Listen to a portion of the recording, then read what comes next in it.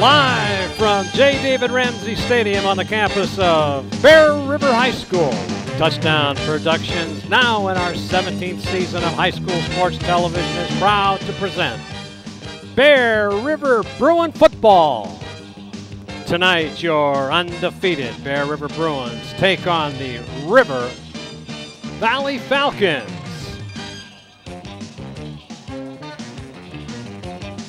It's another preseason game for both squads as they prepare for league play, and all the football action begins right here, right now.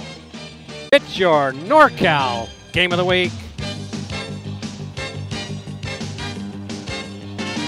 The Bear River Bruins bring their undefeated record home this week as they get ready to face the River Valley Falcons in a preseason matchup. Good evening, football fans, wherever you are across our worldwide audience. This is Marty Mortensen, the voice of Bear River football, joined by my good friends Paul Brown and Steve Sitter. Our producer and director for tonight's telecast is Gilbert M. Dominguez, and he is joined by the rest of the Touchdown Productions sports team of Daniel Paddock, Paul Town, and Ryan Stubbs. Paul, the Bruins really took care of business last week at Highlands. Boy, they sure did, Marty. We really enjoyed that game. The Bruins took their game to the next level and took it to the Scots in doing it, and they won the game like we all expected they would. You know, this week, we're expecting them to get a little better and prepare for the PVL season. And tonight they take on the River Valley Falcons, perhaps the best team that they will face in this preseason. That's right, Marty. The Falcons come into Ramsey Stadium with a 2-1 record with 12 touchdowns in 3 games. They average 314 yards rushing and 80 yards in the air, so the Bear River defense will need to be on their guard for anything, and the offense has to keep the turnovers to a minimum if they're going to be successful tonight. And that has been the key, as we've seen all season. The Bear River defense needs to have another big game tonight while we see who is going to step up for the Bruins on offense after the injuries from last week's game. So the table is set here at Bear River. We've got a good one for you tonight. And thank you for spending your time with us, whether you're watching on NCTV, Comcast 11, Suddenlink Channel 16, or on the Touchdown Productions Game of the Week YouTube channel. It's Bear River Bruins versus the River Valley Falcons coming up next, right here on the Touchdown Productions Sports Network. We'll be right back after these messages.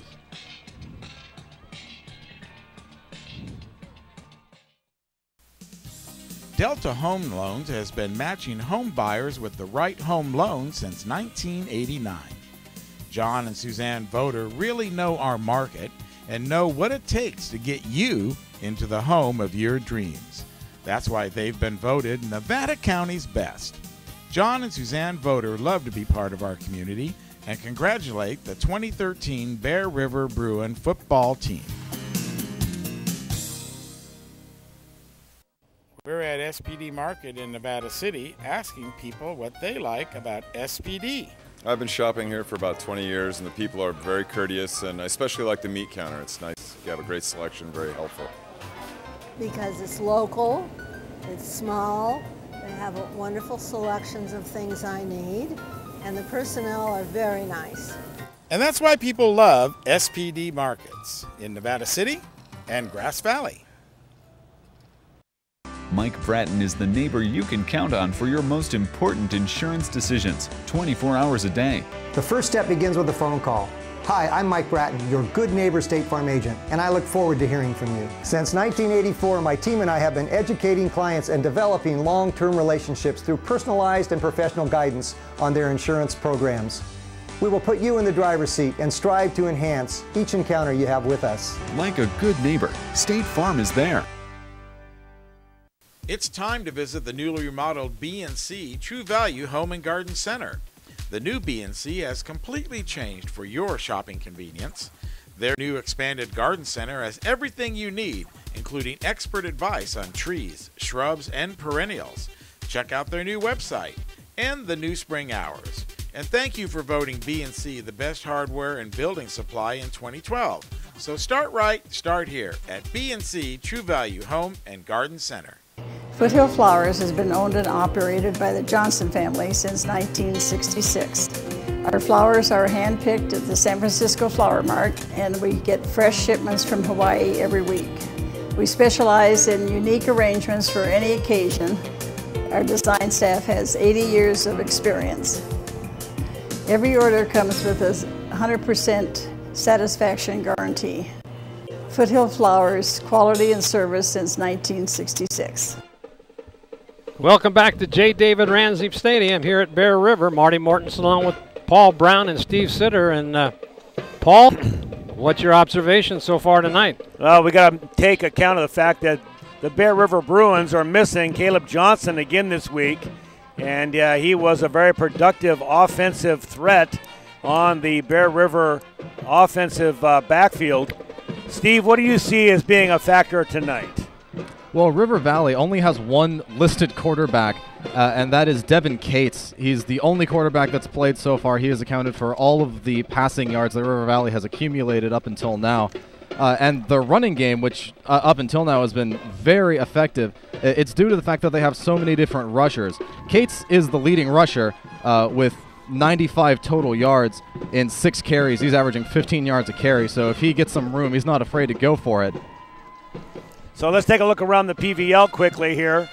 And this is, of course, week 4, Center, 3-0. Bear River following them and also at 3-0. And there's Koufax. They're the only team that are showing a 4-0 record and one of the only teams that actually have 4 games under their belt.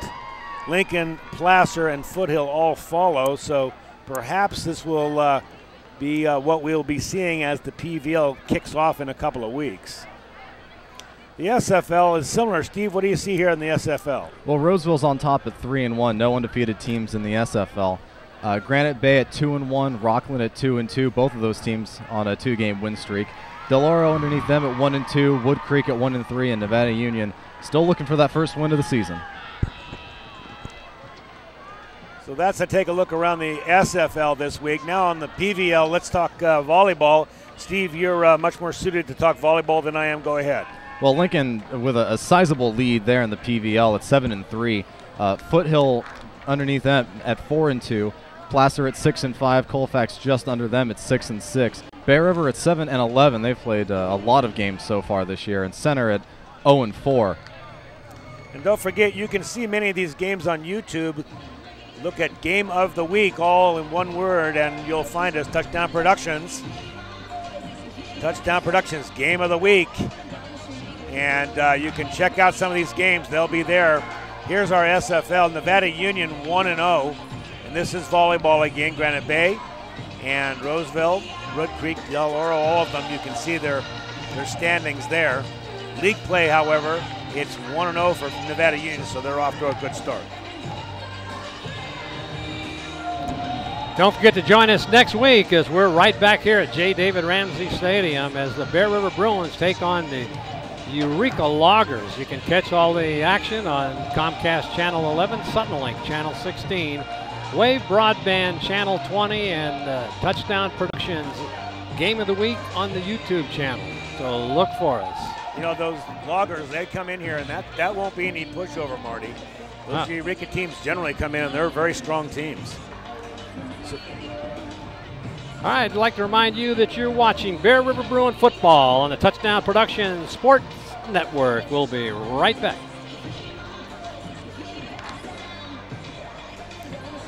Are you ready to buy or sell your home or property? Placer Title's your local title and escrow company located right here in the heart of Nevada County. We combine the stability of a national insurer with all the benefits of on-site title and escrow professionals. Being voted the best title company by the Union Readers for the past 7 years is a true testament to our local roots and unparalleled customer service. Stop by one of our 2 convenient locations and thank you for keeping your business local.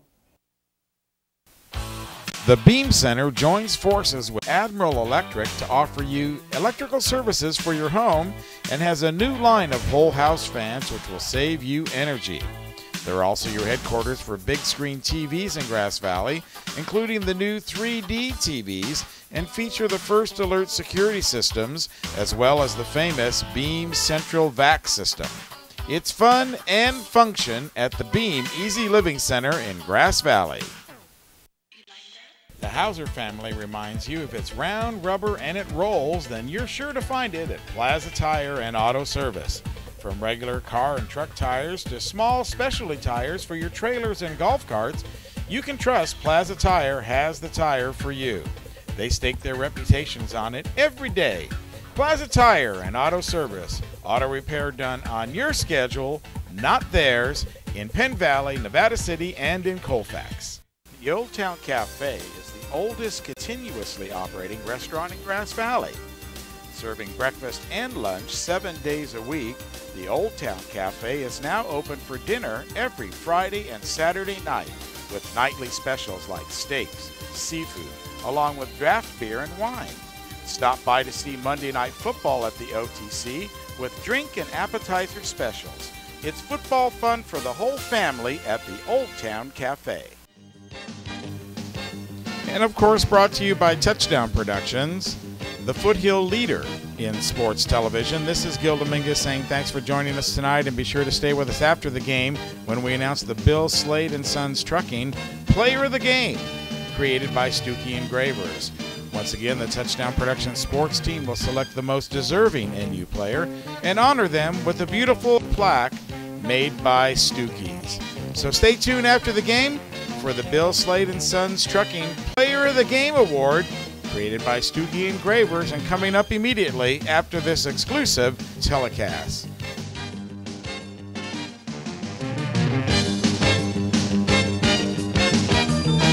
We've got the Bill Slade and Sons Trucking Player of the Game, and we'll be choosing a Bear River player tonight who has an outstanding performance. Last week it was Voter. Yeah, that's right. Voter last week had an outstanding game, Marty. And he certainly did, on defense and on offense. It was a runaway selection. All three of us agreed on that one. Let's see tonight if Bear River can come up with a defensive player, perhaps. I think they're going to need it when they're challenged offensively by this very, very good River Valley Falcons team. Both teams are on the field, warming up, and we're just about ready for the coin toss, and the captains will be out to the center of the field, and maybe we can get Steve to give us any additional insight on either one of these two teams. Well, River Valley has a very high-powered offense, and that's because they have just so many options with the exception of the one quarterback they have. But rushing, the big man is TJ Dove. He's a senior, averaging 9 yards a carry, 639 yards and 68 carries. That is just fantastic. You basically give him the ball, it's an instant first down. That's 600 yards in 4 games, is that correct? In 3 games. 3 games. 3 games. Yeah. Oh my goodness. 639 rushing yards. Yeah, he is the real deal. That's 213 yards a game. That's exactly what Coach Savoy told me yesterday out of practice. At this, I was asking him on some of the key players for River Valley, and he says, just watch TJ Dove. He is the real deal. Wow. It's also worth noting that TJ Dove, as a receiver, has 2 receptions for 56 yards. So a 28-yard average per reception there. Also on the receiving end, you have Sam Van Dusen, a sophomore. He's the favorite target with 77 yards and 5 receptions. That's 15 yards per reception. And Dante Love, a sophomore, with 3 receptions for 5 yards.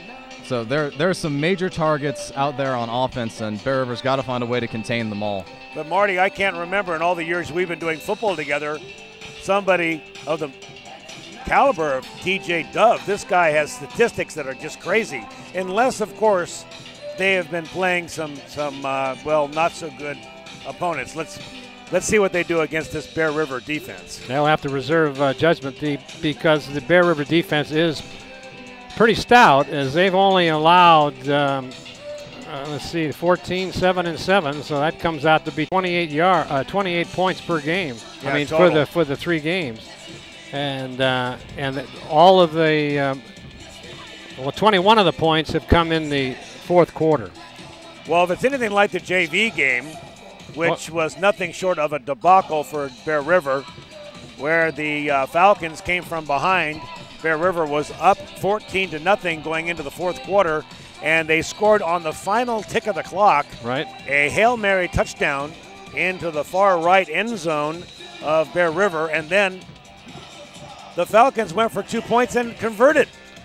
So the JVs went down by a score of 14-15 in a game that will make the hair stand up on the back of anybody's neck. It was something to see. Let's see if we have that same kind of game tonight. Yeah, we're going to have a hard time with those numbers, as even the JV players had the same issue, a gray uniform with white letters with no border on them, and so if we have a difficulty with the numbers, it's going to be tough.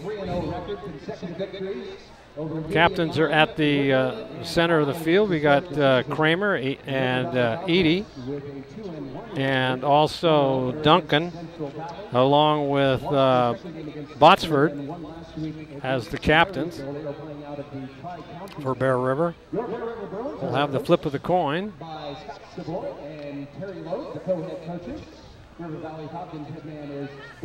There's a good shot of the referee.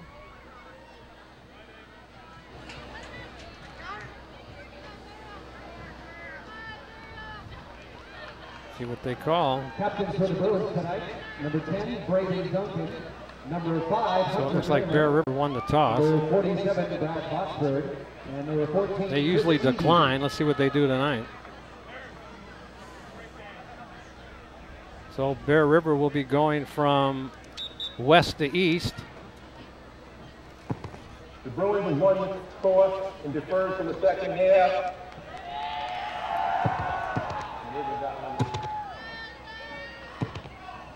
Bruins continue to Bruins, Falcons. Okay, fellas, bring them out. All right, the referee has given the final instructions. Bear River won the toss, declined. They will kick off. And we'll see what, on offense for the first time here for River Valley, to see what they've got with this explosive TJ Dove. And we'll be pausing for the playing of our national anthem. The presentation of tonight's national anthem is by Bear River sophomore Kaylin Anderson, JV football player and member of the Starlight Choir. Kaylin Anderson will be doing the Star Spangled Banner tonight. So let's take a listen. Can you see by the dawn's early light what so proudly we hailed at the twilight's last gleaming, whose broad stripes and bright stars through the perilous fight for the ramparts we watched were so gallantly streaming, and the rockets red glare, the bombs bursting in air, gave proof through the night that our flag was still there. Oh, say does that star-spangled banner yet wave for the land of the free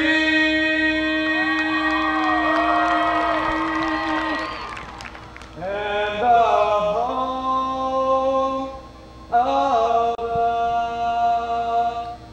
brave. Not too shabby. Very nice job.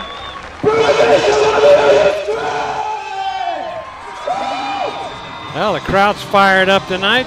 Got the band here, got a good turnout. About ready for the kickoff.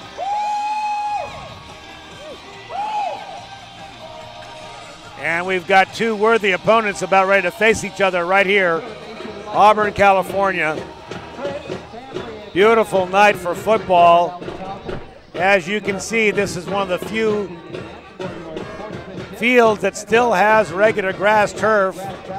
And this time of the year, I'll tell you, it's really a pleasure to play football on. That's what the boys say anyway.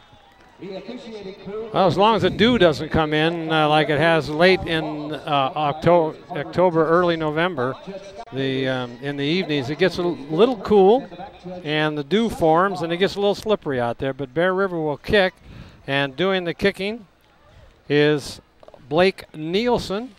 I was shagging balls for Blake yesterday while he was attempting field goals, and so he's got his leg all warmed up. We're about ready to go.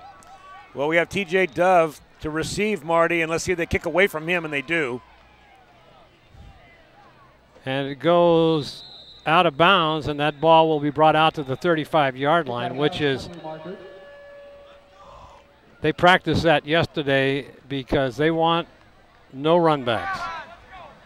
Because this TJ Dove is, so they'll start on their 35-yard line.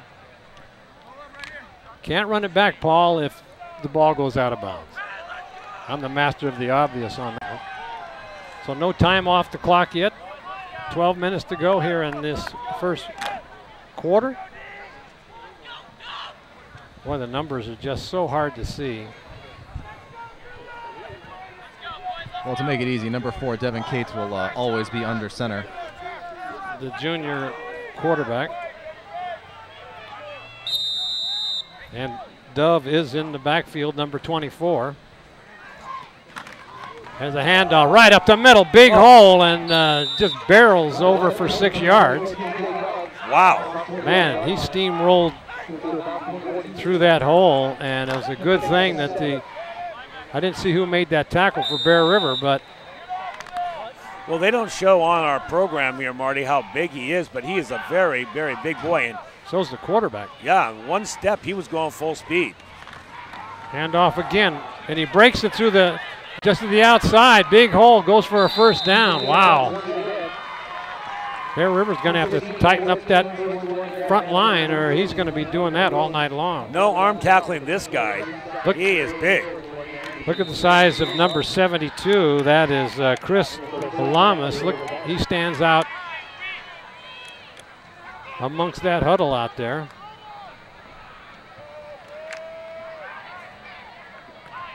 Lamas at right tackle. That takes up half the line on the right side. Handoff again, and they plug it up in the center to Dove, and it gets brought back, thrown down. Now there's a penalty call. They don't need that. Pushed him back. I'm not so sure that was a personal foul. No. Let's take a look at this, Steve. Yeah, Bear River does a very good job of plugging up the hole and stopping him. And no, they just got the big pile going backwards. They just want to put him on the ground one time. So the whistle blows, and then they let him go, and then he kind of falls down, does a dive. Dove on the dive, and it cost them 15 yards. So now they're deep into Bear River territory. The ball is placed on the 25-yard line, just outside the 25, where it'll be 1st and 10.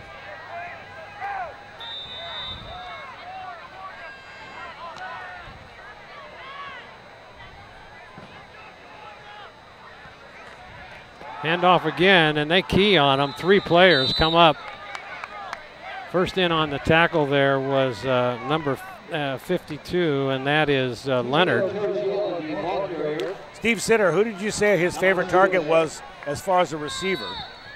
I believe it was a sophomore. Yeah, that's right. It was Sam Van Dusen, number 45, sophomore. He's been getting some good touches. And Van Dusen appears to be the tight end. I can see them running the ball and then going to Van Dusen. Yeah, right now it's only going up to 10 times. So he's going to roll out. Nobody there. He's got plenty of room to run, and he's got a man wide open. He could take it into 5, brought down to about the 3-yard line. That was Van Dusen, just like was predicted. Good rollout there by the quarterback. This team is a load. Yeah, they are some big people on this offensive team. We do a lot of the Nevada Union games, and we don't see 3A ball players much bigger than this. So it'll be 1st and goal. Clock continues to run with 9:42 left.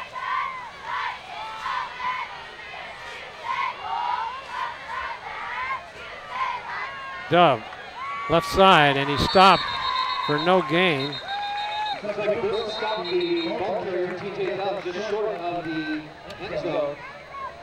Looks like Krogman was in on that tackle.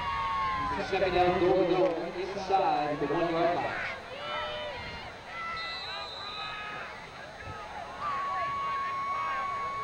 Do you want me to try to turn on the digital zoom? Yeah. Okay. That was a good shot of the defensive line as they, 2 receivers out to the right, 2 backs in the backfield. Quick handoff up the middle, and did he get it? No, I don't think so. He was down. No signal yet. That was Dove, and again, they tighten up, Marty. Nothing fancy about these plays coming in. They're just running between the tackles, and I think Bear River decided to stiffen up a bit. Even though River Valley spread the formation. Let's see what Gates does. There's a pitch out around the left side, and he's going to walk right into the end zone. Bear River had bunched up in the middle. There's a touchdown. River Valley. Dove, the ball carrier, takes it in for a score. So Bear River is in for a shootout tonight. They're going to have to hold on to the football, and they're going to have to match this very, very physical and big team score for score if they're going to keep up. Yeah, they made that look very easy, Paul. Didn't they, though? They just marched down the field, that one big penalty, and they're going to go for 2. Rolling out, looking, and he's going to get tackled, and no good. Good hustle in there. Kramer, one of the captains. And, all right, there's your scoreboard, and watch this replay here, Paul. And this is the big play that got him there. Oh, okay. This is the pass to Sam Van Dusen. And they roll out, and if you're going to play man defense, you better cover him a little better than that. Yep. But look at the size difference. Van Dusen is one big old workhorse out there. Big target with big hands. He's a sophomore. Good gravy. Yeah, Tipton came in and made that tackle, but after the ball was taken down to the 3-yard line. So Bear River in for a test tonight. We're going to find out. This is not the Highland Scots we're playing this week, that's for sure. No kidding. Steve, how many yards did Dove get on that last? You can take a second if you'd like to. Oh, no, that's fine. That. I got it right here. It was a 24-yard pass. Wow. There's your Brian Hollister State Farm Insurance scoreboard showing River Valley up 6 points quickly on Bear River here in the first quarter. River Valley showing just how versatile their offense can be with one pass play and about 3 different types of runs. Here's the kickoff, and it's going to come short, and that may go out of bounds, and I think it does. Bear River will get the ball on the 35-yard line. Steve, here's a replay of that touchdown. Go through that for us. Well, after running up the middle with absolutely no success, they decided to sweep it outside and try and catch Bear River off guard, and that is exactly what they did. Everyone crashed the middle, and you see there's only, looks like 2-3 red jerseys out there, and he's just able to go right around him and get into the end zone unscathed. You know, I'm surprised, like Marty was saying earlier, that they haven't put a spy or a designated linebacker on Dove yet. I mean, he's all by himself out there. He should have a man that's dedicated just to him. They're going to re-kick this ball, looks like, huh, Marty? Yep, but I guess Bear River wants a chance at running it back. They're going to kick it short again, and it's going to be taken in there, and he fumbled it, but he still has it. He's still on his feet. Got a block. Oh, nice block as he comes around. That is Cordial, and he's going to be taking the ball down to the 48-yard line. Wow, what a run back. You see that block? And not only that, good feet by Cordial that time, staying up. He didn't go down. No whistle, and I think the Falcons actually kind of thought he was down, so everybody relaxed. Here's the replay, Steve. Watch this block coming up, Paul. Going around the outside, and there's a big-time block. A little more speed, and he might have made that corner. So Bear River takes over. First and 10 handoff up the middle, and that goes for a couple. Botsford, the ball carrier. We'll be seeing Botsford a lot tonight with their standard with Caleb Johnson out of the lineup. They're going to need him. Have a big game. So Duncan doing the quarterbacking in the backfield is Botsford. In motion, coming around the left side. Could go for a first down, very close to it, and I think they did get it. That was Voter. And Voter did pick up the first down. They're going to move the chains. This is good positive stuff for Bear River. Like I said earlier, they're going to need to match this team point for point. Here's the replay. Big hole right up the middle. Pull the guard. And Voter does a great job of finding that hole. Here come the Bruins. Pitch going to be a pass looking for Edie, and he overthrows him. That looks like offense. That looks like defensive pass interference to me. They were holding on to him. They had two defense, safety, and a linebacker on him as that ball was just overthrown. I saw them work on that in practice yesterday. So Botsford comes back into the ball game. Looks like Bear River is trying to show River Valley that they have some deep offensive options as well.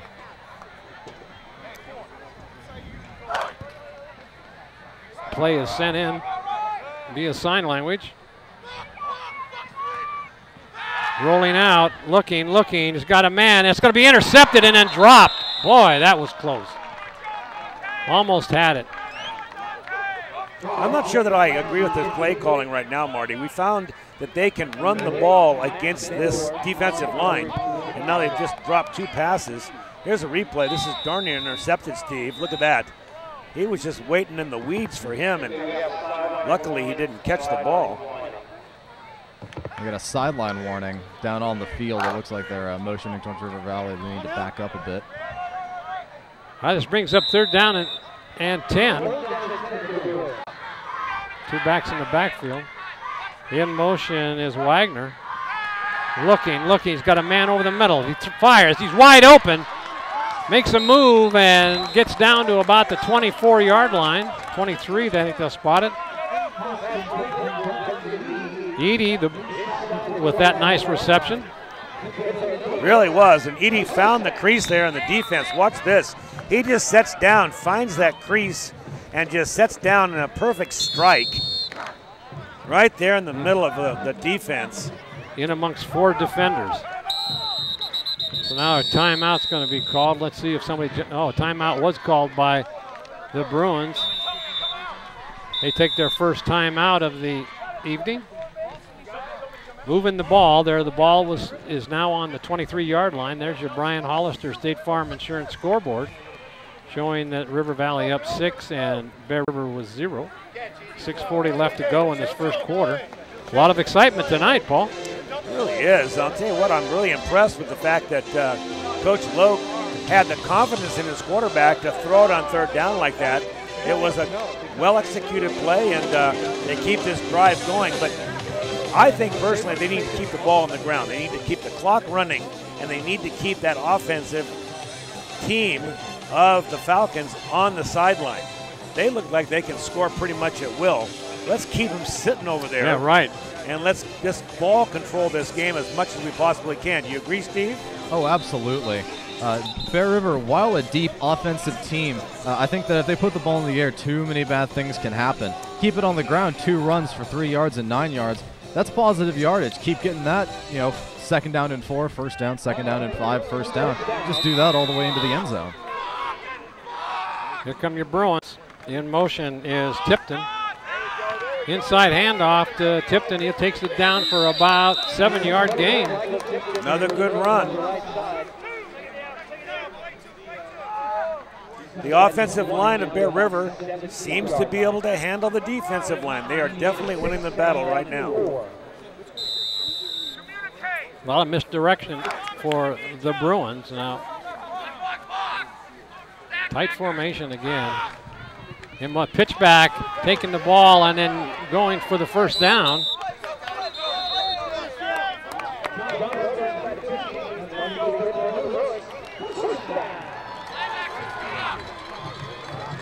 I got blocked out. I didn't see who the ball carrier. No, that was Voda, the ball carrier. We have a light pole right in our line of sight to the center of the field.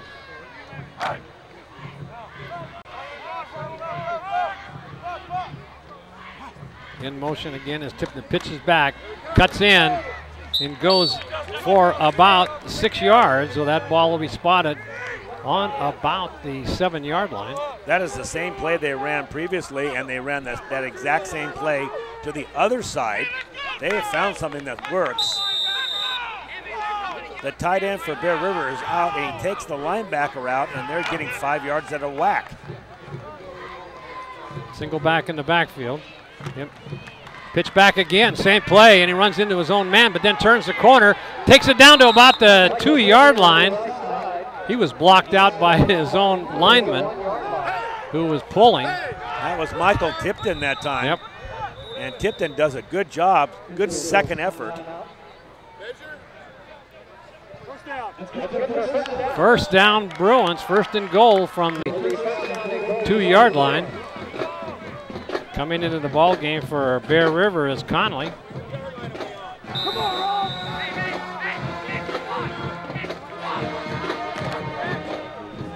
Here come your Bruins. But there's Botsford driving into the end zone, and he gets a touchdown. Botsford, Brad Botsford, the senior, 5'11", 180. Comes up with the dive into the end zone. I think we saw that same play last week, Paul. Remember, you didn't think he got in, but he scooted right underneath the... Lowered his helmet, got his body going north and south, and just bullied his way in. Here well comes done. Blake Nielsen in for the extra point. The holder is Austin Smith. Let's see if Wagner can get a good snap here. Oh, it looks like somebody jumped. That ball is kicked and it's up, and it is good. This is the first time I've seen Blake Nielsen wearing black socks. Here's a replay. You're right, Marty. Watch him just put his head down. Second effort gets this done. Right there. Drives his legs, keeps going, and gets in. They just looked for the hole off tackle and took it right in. There's your Brian Hollister State Farm Insurance scoreboard. Bear River up on top, 7-6. And as Steve so magnificently pointed out a little earlier, if you keep the offense of River Valley on the bench, they're not going to score, right? That's exactly right. Let's keep this guy, T.J. Dove, from carrying the football. But I'm impressed. Bear River took the ball and flawlessly worked their way down the field. They had 2 drop passes, but their running game certainly is clicking. Well, they started that drive on their own 48. Took it down the field, a big 3rd down conversion. And with the one exception of the unsportsmanlike conduct, a very similar drive to River Valley. And there's Blake kicks it to the short, and a fair catch is called on the 35-yard line. So how big was that re-kick that Bear River decided to take as opposed to take the ball on the 35? They picked up almost 15 yards and were able to start their drive and deep in their own territory. That's a good point, Marty. Yeah. I hadn't thought about that. They got it almost at midfield. Mm-hmm. Okay, I've got these spares, but So here come the River Valley.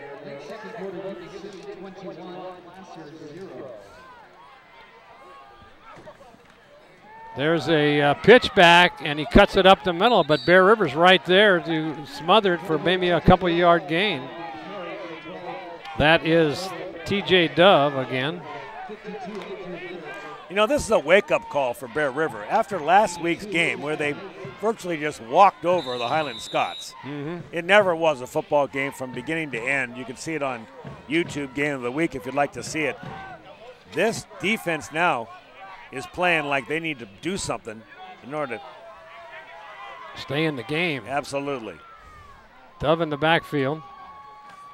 They hand off right up the middle, and he gets tripped up, but he goes for about 6 yards. Let's see where they spot it. That'll be third down and about 2. Boy, he is a load. Try to stop him. I see why he averages 9 yards a carry.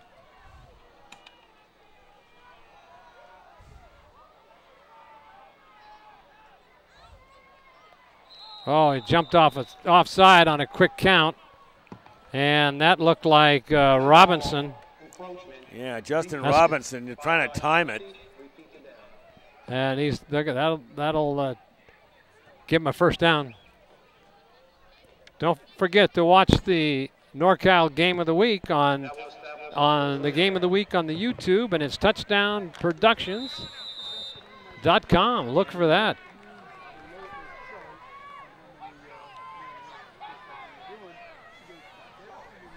Got 8 ways to watch the game. Channel 11, Channel 16, Wave Broadband, ACTV 20, and the YouTube channel. So here they come up to the line of scrimmage, and it's 1st and 10. Almost in Bear River territory. And there's a rollout. They've got him, and they're going to force him to pass the ball quickly, and that comes up short. Good pass rush in there by Cordial. Cordial did the job that time, came right through the line. No one touched him. And Cates, the quarterback, looks up to see the red jersey bearing down on him. Had to unload that ball to the left. Threw that in the flat, and Tipton was there. He was the closest one to it. That'd have been 6 points going the other way had he been able to snag that pass. There's a handoff going over the left side, and then once again, that's Dove. So takes it down to about the 45-yard line. They'll spot it on the 46. 3rd down and long. And you know, Marty, it's early to say this, but this is a big play right here. Right, it is. They 3rd down and long. If they can hold them right here, they're going to get some decent field position back. And it'll send a signal to this Falcons team that they just can't run over them. So here they come. Looks like they got shotgun formation. See if they get a good snap. They do. It's a pitch over the left side, and they're going to get the first down and more as he crosses over. That was a nice play selection there. And that looked like it was Dove again, the ball carrier. Steve Sitter, what'd you see in that last play?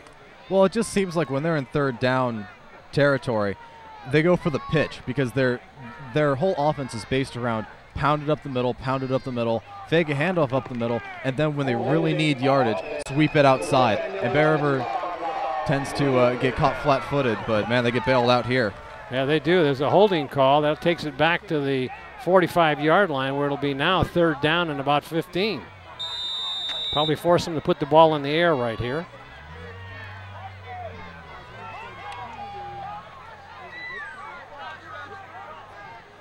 Let's keep an eye open for Sam Van Duzen again. A very large sophomore receiver. Gates probably will do a little rollout here. See how the Bear River secondary reacts. It's a quick pass, and it's going to be knocked down. Heads up play in there by Voter as he comes up, knocks that ball down. That'll bring up 4th down, and it'll be force a punting situation. And that was a defensive hold by Bear River. Very impressive. Going back to receive the punt is Edie and Tipton.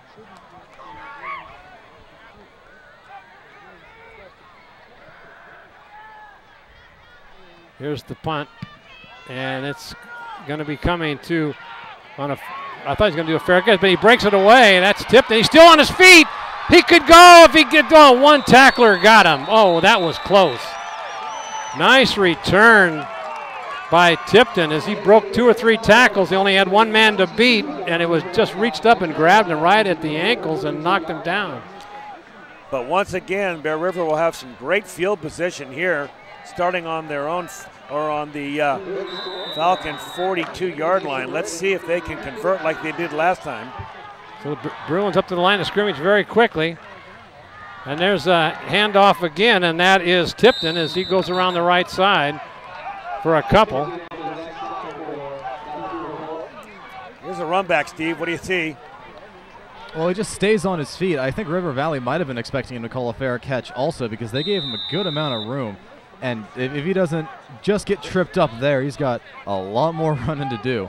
Yeah, that was a touchdown-saving tackle in there by, I believe that was number 45, Van Duzen. Here come the rolling out. He's got a man. And caught! Oh, he just dropped it. Edie couldn't hang on. That would have been a spectacular catch as he went up behind the defender, had it tipped away. He tipped it himself and then tried to catch it on the way down. When he hit the ground, the ball just floated out of his hand. And, you know, that was a wise play. Watch this. Duncan sees that they're going to blitz, rolls out, and you see him just getting popped at the end. He just needed to look at that ball just for a split second more. He would have pulled that in. So Duncan comes to the sideline, gets the play. Edie with almost a spectacular catch there. And how about Duncan for making that throw? Exactly. So that brings up 3rd down and about 8. Looking again. He's got a man over the middle. Caught and going down. Kramer. Hunter Kramer. But he looks like he's going to have to call a timeout. He may have got hurt there. I saw you wincing a little bit on the ground. That was a low tackle right at the knees. Take a look. Here it is, and you can see it from the ground level here. Great fake into the line. They bite on it, and he gets rid of the ball quickly. And wide open, getting behind the defense, Hunter Kramer. Let's see where he got hurt. I don't know where. Maybe he hurt his hand or something. I think it was his shoulder. Left leg. His left leg, I believe, got hit. I think maybe he hyperextended it when he was lunging forward when the defender had it. He's up and coming back to the sideline. Nice catch in there by Kramer. They can't afford to lose him, one of the team captains. Looks like he's not favoring that leg. Let's look at the replay one more time. And you're right, Steve. Maybe they just hyperextended that leg a little bit there, and he's walking pretty well. Yeah. That'll bring up 1st down. Ball's on the 35-yard line, and Bear River on the move.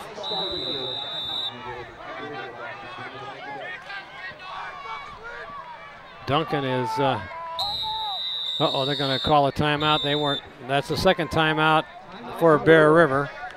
Here with 45 seconds left to go in the 1st quarter. They've used up 2 out of their 3. You know what's happening? The Falcons are loading up the box, Marty. They're bringing their linebackers right up to the line of scrimmage. It looks like they're going to blitz virtually every play. And last time Duncan was wise enough to roll out and hit his wide receiver. But if they had a play that they're going to try and clog up, they're going to stop that running game. I understand why they're taking a timeout. There's your Brian Hollister State Farm Insurance scoreboard. Bear River on top here with 45 seconds left to go in this 1st quarter. 7-6. And Bear River on the move where it's 1st down and 10 from the Falcons' 35-yard line. Bear River, again, just doing a great job of mixing up their offense. They're only 2 for 5 on the pass, but for gains of 17 and 20 yards each. Both 3rd down conversions. Bear River's 2 for 2. River Valley's only 1 for 2. So here come your Bruins. Run up the middle. That goes nowhere. Maybe gets a couple. Botsford, the ball carrier.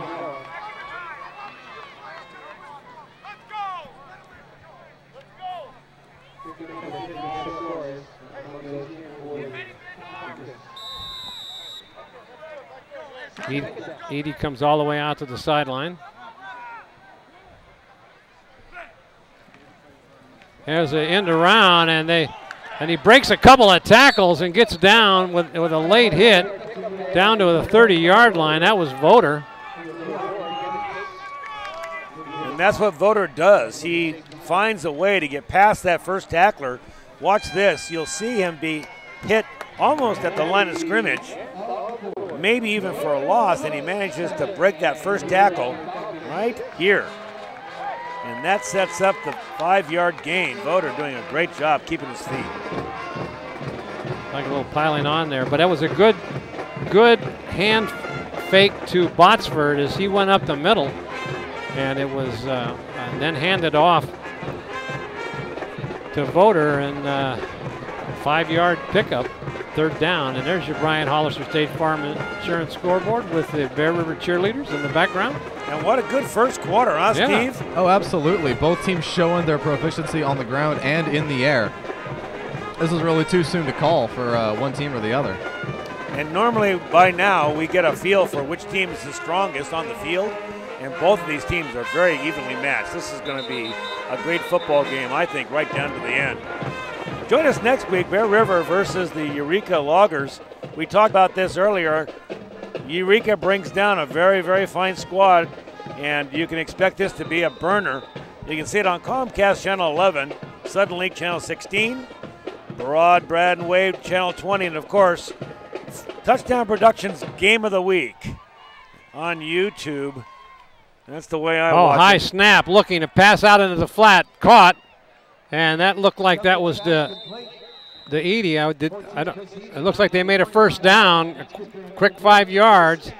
Good catch in there by Edie. He's got great hands. Yeah, doesn't miss many of them. Ball was delivered beautifully too. You got to admit, Braden Duncan does the job when it gets to getting that ball there quickly. Throws the ball on a rope.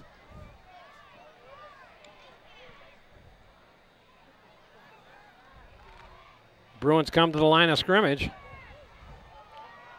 Single back in the backfield. Quick handoff up the middle, but that goes nowhere. And as they slam him down to the ground, that was Botsford.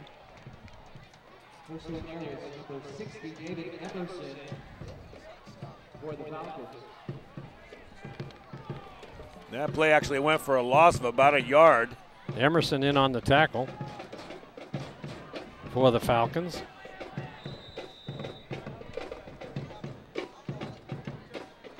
Coming into the ball game is Travis Whitehead, number 88. Now what happened? That was a delay of game. Let's see what happens. They didn't get a player off the field. Oh. That'll cost them 5 yards.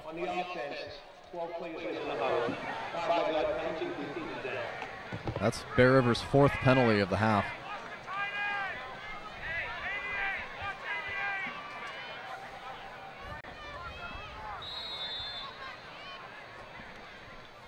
Halftime guest today, Gilbert Dominguez, our producer, will be interviewing Vivian McKnight, the Bear River Booster Club president. We'll look forward to that.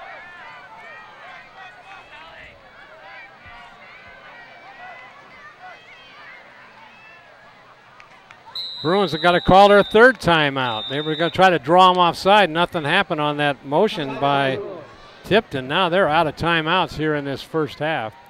Very unusual play. You know, it's 2nd down and 16, and they're calling a freeze play. Just a play designed to draw the other team offside. So that's what it looked like anyway. Either that or it was a miscall.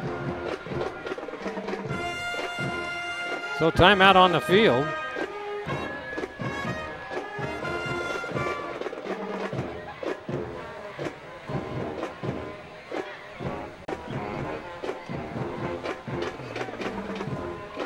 Big thanks tonight to Derek Clark, class of '89 from Bear River And he has provided us with this big display down at the end of the field from VisualDisplay.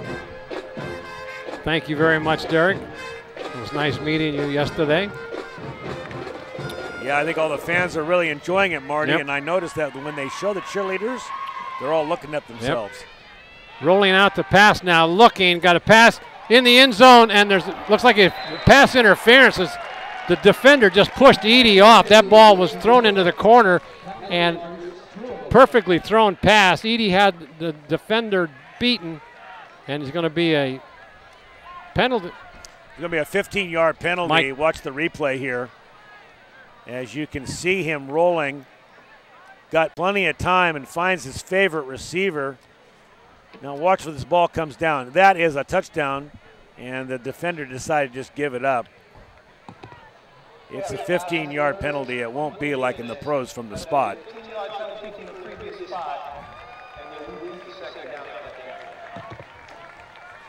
Yeah, and you don't get an automatic first down either, but it'll be second and about 1 to go for the first down.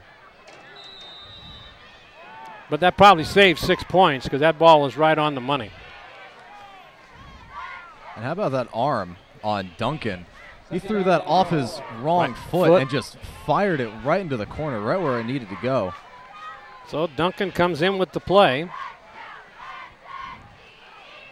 Well, there's probably a lot of scouts in the stands coming in to watch this TJ Dove guy. We'll take a look at Bear River, too, while you're here, boys. Yeah. There's a handoff. Got the first down. That looks like Botsford, the ball carrier, and I'm pretty sure he got the first down. It'll be first and goal.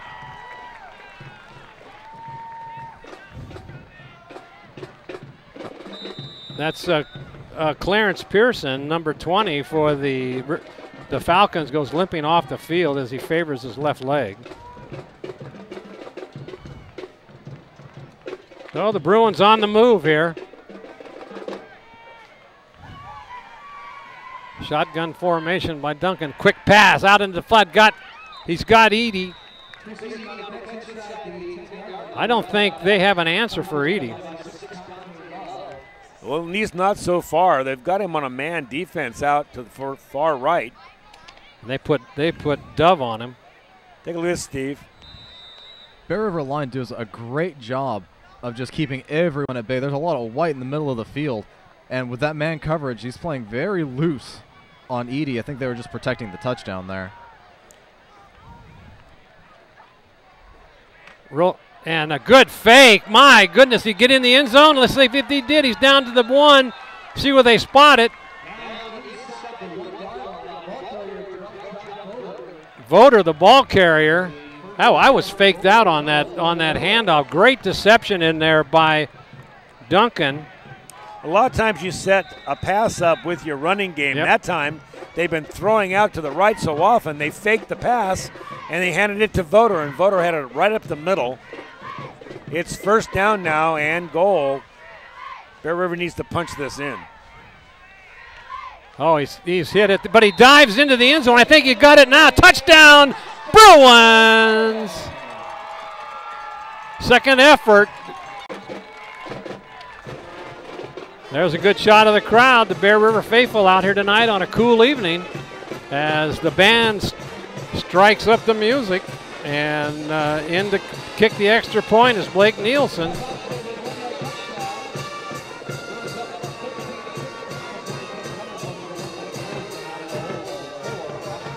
.9:22 left to go in this first half, and it's been quite a ball game so far.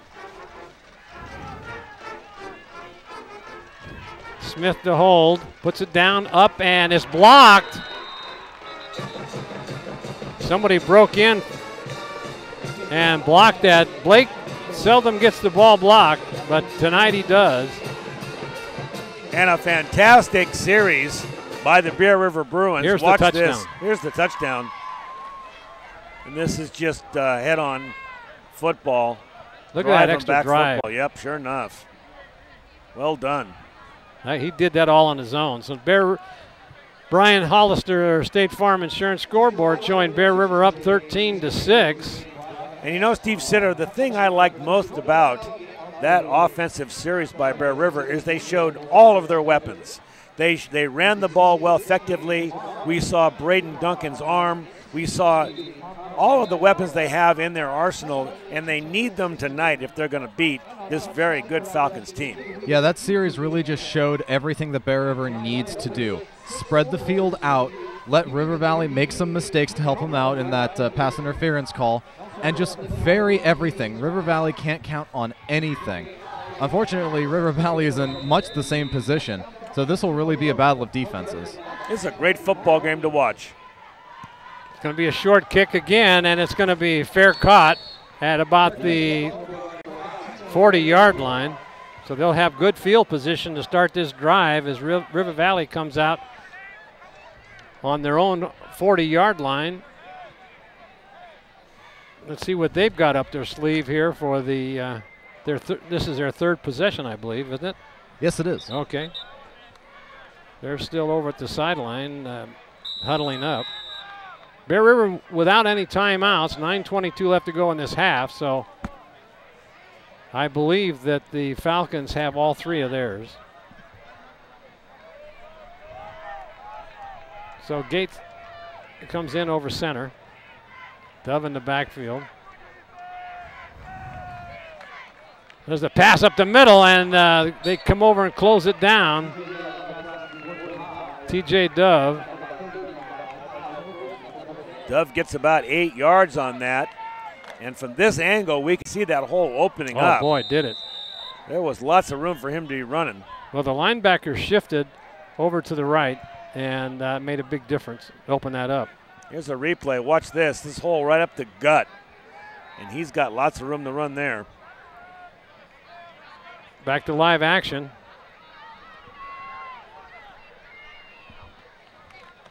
There's a handoff to Dove. They stop him at the line of scrimmage. Wow. Great tackle by John Voder. You know, he was our player of the week last week. We can't give it to him twice, but he's having a great game. Night. There's a good shot of Travis Whitehead as he's in on defense. Another good shot of big number 71. That's Fetter. So that'll bring up 3rd down and 3. This is probably where Steve calls that that pitch out.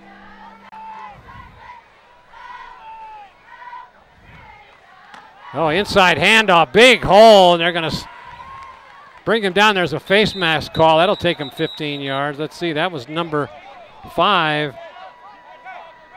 Kramer. No, that for the ball. So let's see the replay here. Everybody's looking at Dove, so they hand off to the short man, and there's lots of room for him to run as well. Offensive line does a good job of clearing out, and he gets a few extra yards at the end. I don't see the face mask though. No, it wasn't. It was a holding call. No, it was a helmet-to-helmet contact on the first hit. Oh, okay. Takes him back 15 yards. I didn't see it. Maybe we get the replay one more time if you can, Gil. We'll take another look at it here. Here it is. Here on the first hit coming up, he lowers his head initially and goes right into him. Yeah, you can't do that. That's dangerous. The referee's right on top of that. So it's 3rd down and about 11. Rolling out the pass. They got a big rush on him. They're going to throw it short. He was hurried, and it's going to be incomplete. They'll have to punt. Good defense there as Bear River took advantage of that penalty. Exactly. What happened? You were about ready to say it, Marty. I know, but I heard the coach over there say punt, punt, punt. So that's what I was a little slow on the uptake there. But thank you for filling in for me there, Paul. That was covered me. We got 4th and 11 now, and so the Falcons will drop back to punt the ball. Tipton and Edie back to receive the punt. Another very good part of the Bear River offense. Let's see if they can get a return. Good kick. Coming up for it. That is a good move in there by Edie, and he's still on his feet. He's going to take it up to about the 38-yard line.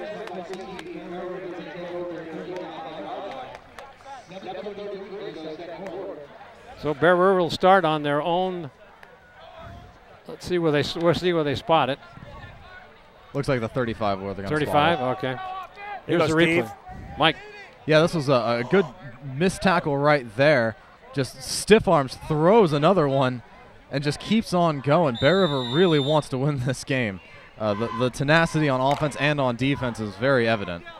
So I guess Bear River figures out they can play with them. Inside handoff. That is Voter. He goes over the left side, picks up about 4.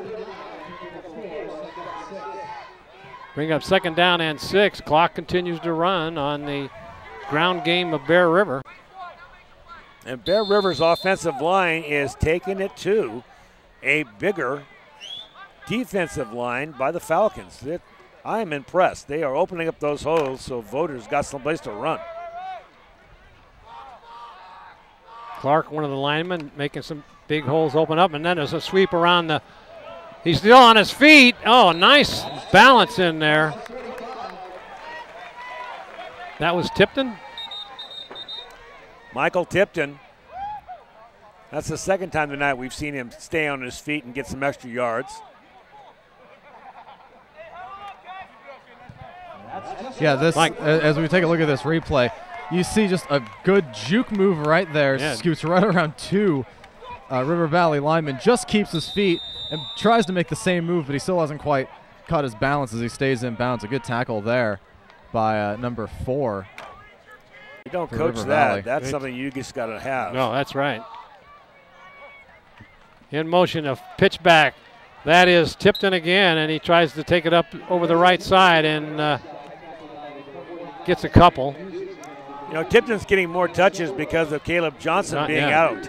Yeah. And he's taken advantage of it, Paul. Certainly has stepped up his game. We haven't seen him have this good a game all season. I'd also like to point out on the previous play, that was number 4, Devin Cates, the River Valley quarterback, who is in at, looks like, safety.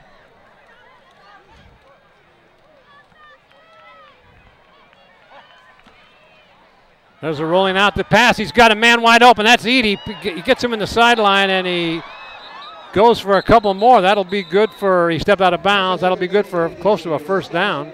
He actually threw it to his back shoulder, Marty, so Edie did well just to catch that ball. If he had thrown it to the outside where he could catch it and keep running, he might have gone up the field for a ways, but still a very good play and a 1st down. Oh, they did give him a 1st down on that. Sure, watch this rollout. He rolls out, and he throws it behind him, just a touch. Watch him go to his back shoulder to catch it there. And he gets all twisted around. And now they send Tipton back into the huddle. Now they're going to get a, well, they've got all kinds of things going on here. The coach is calling for too many guys in the huddle, but now they seem like they got it to a certain extent here. It's a pitch back that goes over the left side. That ball was taken by Murnan, and he gets gets back to the line of scrimmage. That play wasn't going anywhere. They had too many people coming in and out of there. I think Joel was confused about the play call. It's the Yeah. first time we've seen him carry the ball tonight. So Duncan had to tell him where he was supposed to be. And then immediately flip the ball to him. There's Murnan coming off the field now. They're going to go with a different formation.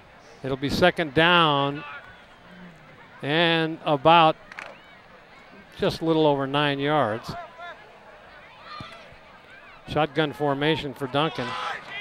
Fakes a handout. They got a screen going, and just over the head of the oncoming lineman, and picking up some big yardage. That was Botsford on that screen. Good play call that time. Yeah. They had a blitzing linebacker coming right in, threw it right over his head. If Botsford could have gotten past that one defender, he might have had the sideline. So that'll bring up 3rd down and about 4. See what they call a handoff inside, going over the right side. Could have a 1st down, and he does. That is Tipton gets big yardage down to about the 15, let's see, the 20-yard line looks like. 1st and 10.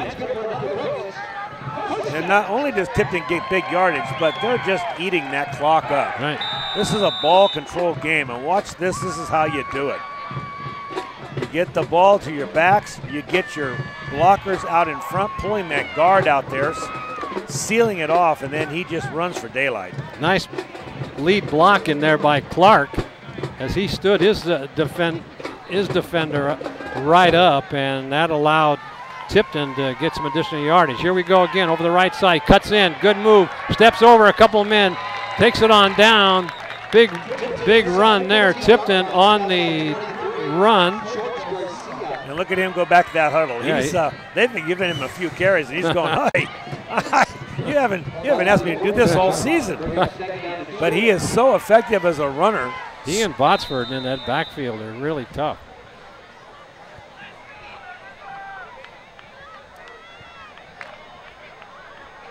Okay, here come your Bruins. 3 minutes left on the clock for the half. Second and about 3. There's Botsford, big drive up the middle, and see if he drives it. Maybe he picked up the first down. Let's see what they say. They do call a first down. Big first down for the Bruins. So they have a 1st and 10. Good block in there by Matthias. It looks like they can still get a first down. They can. Yeah, it's real close to 11 yards out. 2:30 and counting. Shotgun formation, inside handoff. That is Voter, and he goes nowhere on that one. Clock continues to, there's a little extracurricular activity there. And let's see what they're going to call. Somebody threw something. Tore his helmet off. Voter is not real happy about something. He's going to come off the field and maybe repair a chin strap. There are multiple flags down on the field right now. Looks like Cordial was in on it. He's a pretty fiery kid. The question is who it is against. Yeah. This is going to be a big penalty either way. Defense. And it'll be a first down with a personal foul, so they'll be on the 6-yard line. It'll be 1st and goal from the 6. That is River Valley's 5th penalty. All right, Duncan has the play. In the backfield is Merdan. He goes out to the right. 2:14 in this half.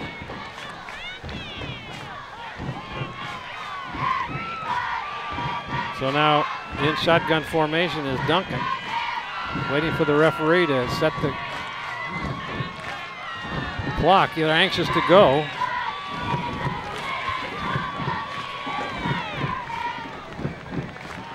There is Tipton over the right side trying to turn the corner.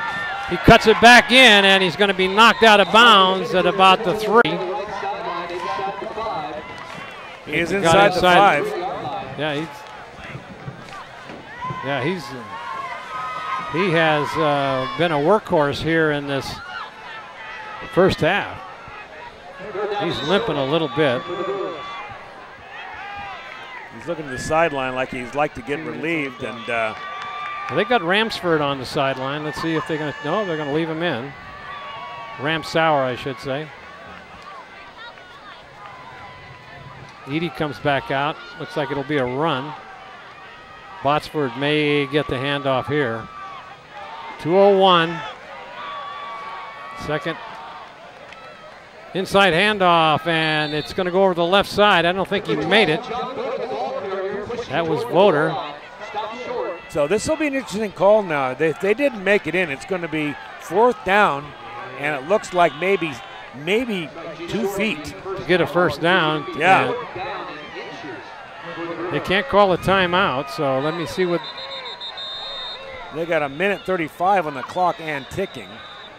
And River Valley's taking a timeout. Boy, that sure helped Bear River there, because Bear River's got a decision to make. Either go for a field goal or try to punch it in on 4th down. I'm not sure why they would call a timeout. and give Bear River that break, they're going to have a chance to rally, figure out what they want to do. With 1:34 left, Steve, this is a critical part of the game. I mean, 2-touchdown lead is significant in a game like this. If they can punch the ball in, or for that matter, if they can get the first down. Yeah.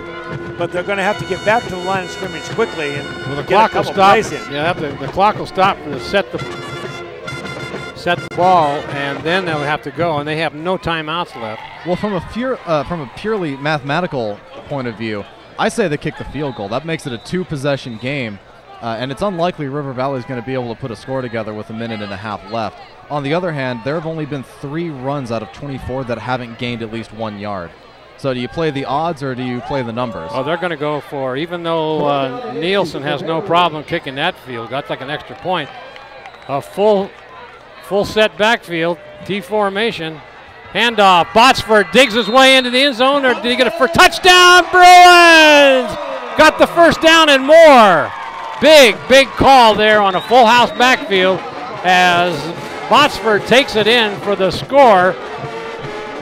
And you know, Botsford, that was a quick hitter. It was. They handed that ball off quickly. He was moving, lowered his head, got his shoulders squared, and just dug in for that touchdown. He earned that one. It's hard to bring him down. He's 5'11", 180.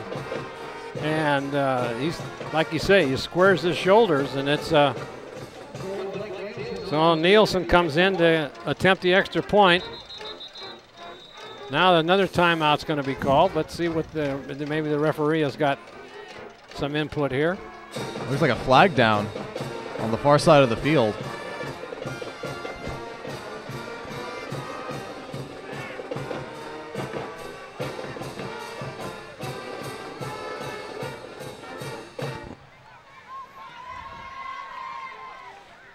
What a great football game. Oh, this is exciting. This is one of the better football games we've seen in a number of games. Okay, Smith the holder. Nielsen now. Good snap, put down, kicked, and it's up and good. When I was shagging balls for Nielsen yesterday in practice, he, from 35 yards out, he was hitting the field goal. Of course, you don't have anybody rushing you. And but he's got a strong leg. Young man is just a super kid. Here's that touchdown, Steve, that Botsford digs his way in. And there's your Brian Hollister State Farm Insurance scoreboard. Bear River with 13 unanswered points. Well, they've got 20 unanswered points as River Valley scored on their first possession and have been stopped by Bear River since. And I got to tell you, I'm surprised. Well, after that first possession, yeah, I thought it was going to win for a long night. Yeah, I thought it could very easily be a long night. We watched Dove take the first few handoffs, and he was so impressive. I thought, oh my goodness, what have we bust in here to Grass Valley to play our Bruins? And the Bruins stiffened. Their defense has done a wonderful job of holding Dove, and they're definitely the best team on the field right now. Here comes the kick. He's going to go angle for the sideline. A fair catch is called again down at the 35-yard line. Steve Sitter, how many timeouts does River Valley have left? I believe River Valley has 2. So they have enough time to mount a drive. It's just a matter of getting the plays in. And Bear River will have to hold. I don't know whether they'll be passing here or not, but let's see. With 1:30, they have enough time to put together a good ground assault. Yeah, you get 2 timeouts, clock stops for a first down. Throw a few sweeps in there towards the sidelines. The time isn't the issue. It's a matter of getting the yards. Whitehead in on defense. There's a direct snap and going right up the middle, but stopped nicely in there by Fetter as he's put on a very good defensive work here tonight, both on offense and defense. Big young man. Comes in at, he's only a junior at 6'7", 292, so he's tough to run around. So 1:04 left. Gates now, or Cates. Looking to roll out, and then he hands it off, and a lot of room to run, and staying in bounds for the first down on a sweep in there by Dove. And they're going to burn one of their timeouts now. With 45 seconds. Bear River cannot let down right now. They're trying to just let that clock run down to the half. I think they're already thinking about the drink of water they're going to get. But this offense that River Valley has put on the field, they can score. One timeout left, 46 seconds left.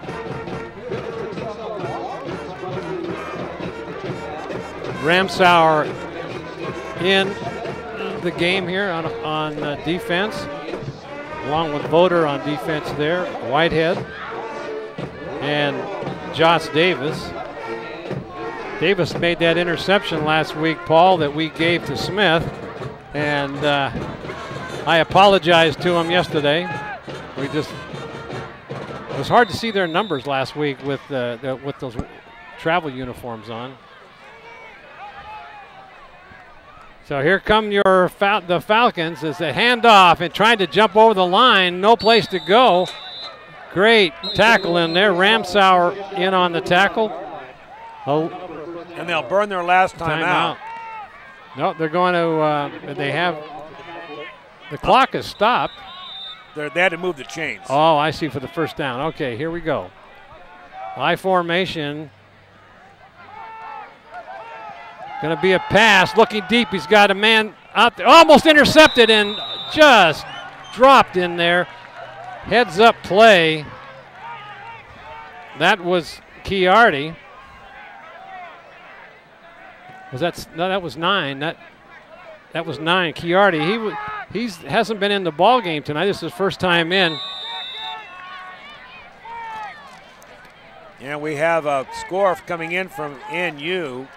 Elk Grove is pounding on our NU Miners 28-0 in the second quarter. So 27 seconds left to go in the half. Looking for a long pass, and could be intercepted by Davis, and he knocks it away. That was a wobbly pass. That was intended for Penn. Well, that time Cates was rushed. He had to get rid of that ball before he was popped, and wasn't able to put anything on it. You're right, that thing was up for grabs. So that'll bring up 3rd down and 10. I think this was a position we were in that JV game with only seconds left to go in the game, and threw a long pass downfield in the end zone for a score with no time. So here they go. 2 receivers out to the left, handoff up the middle. That's the Dove, then they sack him down with a gain of about 6 yards. They're going to try to get the ball into play here as the clock continues to run. 10 seconds. They're not going to get it off. They're going to walk off the field, I think. Yeah, that's it.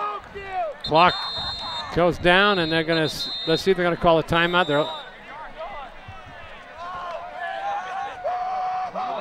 They're going to take a timeout with 1 second left on the clock. Why would they do that?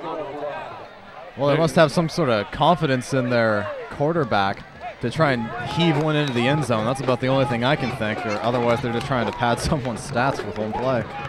Well, I don't know. That's a brain cramp, I think, on the coach's part. He should have taken it 10 seconds earlier. Right. Good shot of the band there as we showed the Brian Hollister State Farm Insurance scoreboard, 20-6 here at halftime. Don't forget, we've got that halftime interview. Gil Dominguez is going to be interviewing Vivian McKnight, the Bear River Boosters Club president. They're going to talk about the fundraiser they've got coming up. Gil Dominguez is one of the best at giving interviews, so we'll look forward to that. They're going to go into prevent defense here, it looks like. Don't let anybody get behind you, as they say. Coach Zahner says, move back, move back. Now they're doing a little shift. And they're going to hand it off. Big hole. They're trying to get him in the open field, but he's not going to go anywhere. Bear River smothers it. Good heads up tackle in there And in on that tackle, the lead things was Travis Whitehead. Excellent job by the defense on that as Bear River is fired up. They're patting each other on the back. Can't get too confident, but they played a great first half. They sure did. When it looked like it was going to be just a barnstorming runaway with that running of TJ Dove. They've held him quite in check here. I'll tell you, when the other teams in the PVL watch this game on YouTube, they're going to be impressed, and they're going to have to really step up to come up to the level that I'm seeing Bear River play tonight. They're playing an impressive game.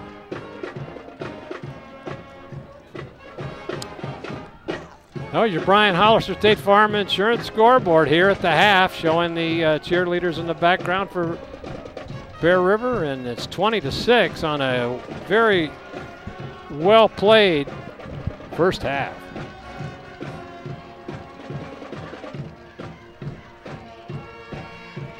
As the cheerleaders go out to meet each other in the center of the field.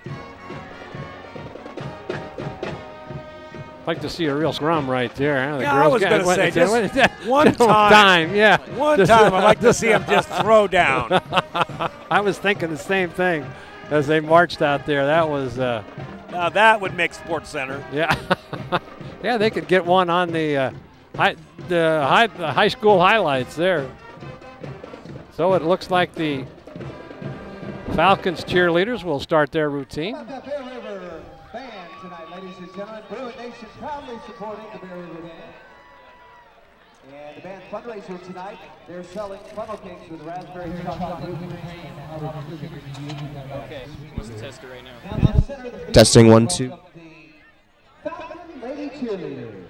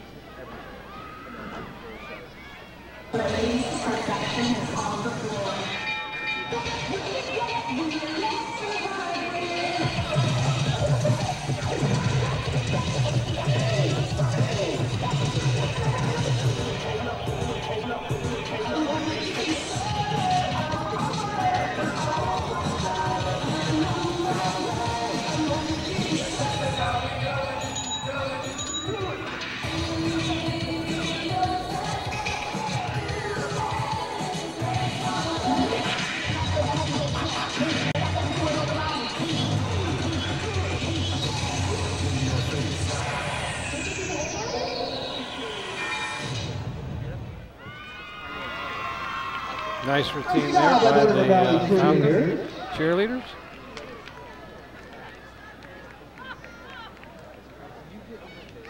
We're here at halftime. Paul Brown, Marty Mortensen, along with Steve Sitter in the stats, as he's totaling them up over there. And your Brian Hollister State Farm Insurance scoreboard shows what that first half was. It's 20-6 here with Bear River coming up with 20 unanswered points as the River Valley Falcons took the opening drive and marched right down the field. Now we'll go out to the center of the field for the Bear River Lady Bruins cheerleading squad.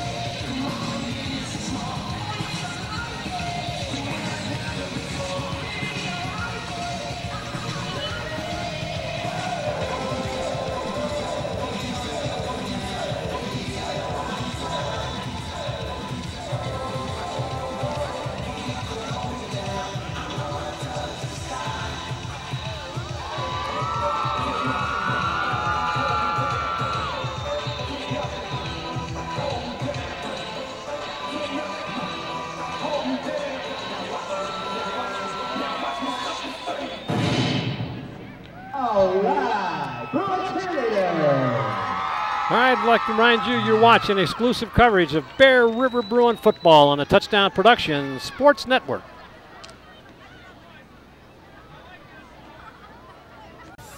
Delta Home Loans has been matching home buyers with the right home loan since 1989. John and Suzanne Voder really know our market and know what it takes to get you into the home of your dreams. That's why they've been voted Nevada County's best. John and Suzanne Voder love to be part of our community and congratulate the 2013 Bear River Bruin football team. We're at SPD Market in Nevada City asking people what they like about SPD. I've been shopping here for about 20 years, and the people are very courteous, and I especially like the meat counter. It's nice. You have a great selection, very helpful. Because it's local, it's small, they have wonderful selections of things I need, and the personnel are very nice. And that's why people love SPD Markets in Nevada City and Grass Valley. Mike Bratton is the neighbor you can count on for your most important insurance decisions, 24 hours a day. The first step begins with a phone call. Hi, I'm Mike Bratton, your good neighbor State Farm agent, and I look forward to hearing from you. Since 1984, my team and I have been educating clients and developing long-term relationships through personalized and professional guidance on their insurance programs. We will put you in the driver's seat and strive to enhance each encounter you have with us. Like a good neighbor, State Farm is there. It's time to visit the newly remodeled B&C True Value Home and Garden Center. The new B&C has completely changed for your shopping convenience. Their new expanded garden center has everything you need, including expert advice on trees, shrubs, and perennials. Check out their new website and the new spring hours. And thank you for voting B&C the best hardware and building supply in 2012. So start right, start here at B&C True Value Home and Garden Center. Foothill Flowers has been owned and operated by the Johnson family since 1966. Our flowers are hand-picked at the San Francisco Flower Mart, and we get fresh shipments from Hawaii every week. We specialize in unique arrangements for any occasion. Our design staff has 80 years of experience. Every order comes with a 100% satisfaction guarantee. Foothill Flowers, quality and service since 1966. Now we'll go down on the field with Gil Dominguez. He's got Vivian McKnight, the Bear River Booster Club president. Gil, to you. Thanks a lot. I am down here with Vivian McKnight, the president of the Bear River Booster Club. Vivian, welcome to the Game of the Week. Hi, nice to be here. It is a little bit chilly tonight. A little bit cold, yes. Of course, I'm not in my Bruin wear, but I'm okay. That's it. I'm warm. Now, Vivian's this year's president, and congratulations to you on that. Let's talk a little bit about the Bear River Booster Club. First off, nobody does a booster club all by themselves. You got a lot of great people surrounding you. Absolutely. I have a great group of parents that help me with every little thing, so I'm not doing it by myself. And we've been working together for a while, just the parents that I'm working with, so it's fun. Now, you got a big event coming up tomorrow night, probably one of your biggest fundraisers of the year, right? Our Gridiron Gala. Yes, it is. It's a casual, fancy get-together for us to just celebrate, have fun, and raise money for our kids. And this reminds me, I haven't gotten a program yet tonight, but I want to pick one up. But if you can go ahead and take a look at that, that's the gala. That's what we're talking about right there. And it's going to be out at a local winery, right? Right, Sierra Knolls at the Bear River location, just right there off of 49. And we do still have tickets available if you would like to come out. They're $25 per person and $45 for a couple. Now, this isn't the only fundraiser that you guys have going. Of course, we have the Bruin wear over there for sale. What's new this year with Bruin wear? What is the fashionable Bruin wearing out there? The fashionable, these are new ladies and women's t-shirts that we have. I like them. And we have some new stickers to put on our back windows that have a Bruin bear on them instead of the Bruin paw. And we are working on getting some more sweatshirts. I heard rumor we have run out this night. Well, I wouldn't doubt it. As the weather gets cold, I always used to have a little contest with Jack McCrory to see who was going to wear shorts first. And he's not here tonight, but Jack, you win again. I'm wearing long pants tonight. First time that I'm wearing long pants here on the Game of the Week. Now, the history of the Bruins, of course, in this community goes back a couple decades. So, you grow up wanting to be a Bruin when you grow up here in this town. You do. There's a long story for that because I didn't go to Bear River. I actually went to Nevada Union. But both my boys went here, and they have been Bruins forever. So and it's great. We like the South County area. The community's awesome. So to be a Bruin is awesome. And this year you've got an exceptionally good team. You guys came in undefeated tonight. That's got to be really good for the morale for the Booster Club and the whole community. It is, and it's a great note. It keeps us pumped up, especially to go to the gala with our fundraising and just to keep the spirits, keep the voices going. My voice, I think, is probably going because I was yelling so much tonight. So it's really great. Now, we were talking earlier about some of the people that help you. You got some names. You want to drop some names on us? Your great board of directors or that helps you with the club? Well, if I drop names, if I miss somebody, I would really, really feel bad. So I really probably shouldn't drop names. But everyone helps. Everyone does a little bit, and it makes everyone's job easier. Right. Well, I know in the JV game I saw John Voter coming down. His son was playing quarterback, but he was down there grabbing popcorn bags and selling popcorn in the stands. Yes, he was our popcorn man, and he did it very well. We might see him next week at our next home game. Right, you got to be careful. They give you a full-time job there. Absolutely. Now, what other fundraisers are happening during the year? Is there anything coming up? How do people get in touch with you to be part of the Booster Club? If they want to get in touch with me, they can go to BearRiverHighSchoolFootball.com, and there's a bunch of links to all of our fabulous people to get a hold of for membership or even for our reserved seating. All those fabulous seats up in the stand, some of them are your spot if you choose to desire. So when you come to these Placer games, Colfax games, you will have your seat guaranteed. All right, awesome. Listen, thanks for joining us here at halftime. Bear River well ahead in this one, taking on River Valley in the fourth preseason game of the year. Vivian, thanks a lot. Thank you so much. All right, guys, let's take our second break. We come back with some sitter stats. You are watching the NorCal Game of the Week right here on the Touchdown Productions Sports Network. Are you ready to buy or sell your home or property? Placer Title's your local title and escrow company located right here in the heart of Nevada County. We combine the stability of a national insurer with all the benefits of on-site title and escrow professionals.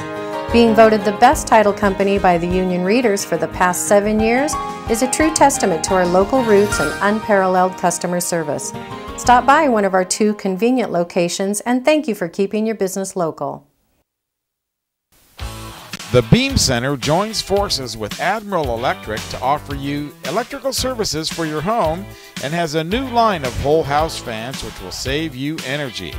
They're also your headquarters for big screen TVs in Grass Valley, including the new 3D TVs, and feature the First Alert security systems, as well as the famous Beam Central Vac system. It's fun and function at the Beam Easy Living Center in Grass Valley. The Hauser family reminds you if it's round, rubber, and it rolls, then you're sure to find it at Plaza Tire and Auto Service. From regular car and truck tires to small specialty tires for your trailers and golf carts, you can trust Plaza Tire has the tire for you. They stake their reputations on it every day. Plaza Tire and Auto Service. Auto repair done on your schedule, not theirs, in Penn Valley, Nevada City, and in Colfax. The Old Town Cafe is the oldest continuously operating restaurant in Grass Valley. Serving breakfast and lunch 7 days a week, the Old Town Cafe is now open for dinner every Friday and Saturday night with nightly specials like steaks, seafood, along with draft beer and wine. Stop by to see Monday Night Football at the OTC with drink and appetizer specials. It's football fun for the whole family at the Old Town Cafe. And of course, brought to you by Touchdown Productions, the foothill leader in sports television. This is Gil Dominguez saying thanks for joining us tonight, and be sure to stay with us after the game when we announce the Bill Slade and Sons Trucking Player of the Game, created by Stuckey Engravers. Once again, the Touchdown Productions sports team will select the most deserving NU player and honor them with a beautiful plaque made by Stuckey's. So stay tuned after the game for the Bill Slade and Sons Trucking Player of the Game Award, created by Stuckey Engravers, and coming up immediately after this exclusive telecast. Welcome back to J. David Ramsey Stadium on the campus of Bear River High School. Marty Mortensen along with Paul Brown, Steve Sitter, Gil Dominguez, a fine interview. And we're about ready for the kickoff of the second half. And we've got to come up with a player of the game, Paul, so be thinking about it, because so far the guy that's carried the load the first half is Michael Tipton, as he's done an outstanding job. And then when they've gone to the passing game, it's been Edie catching all those passes. Bear River will start this second half with the ball. And so we're just about ready for the kickoff. Let's go to Steve with a little bit of stats here.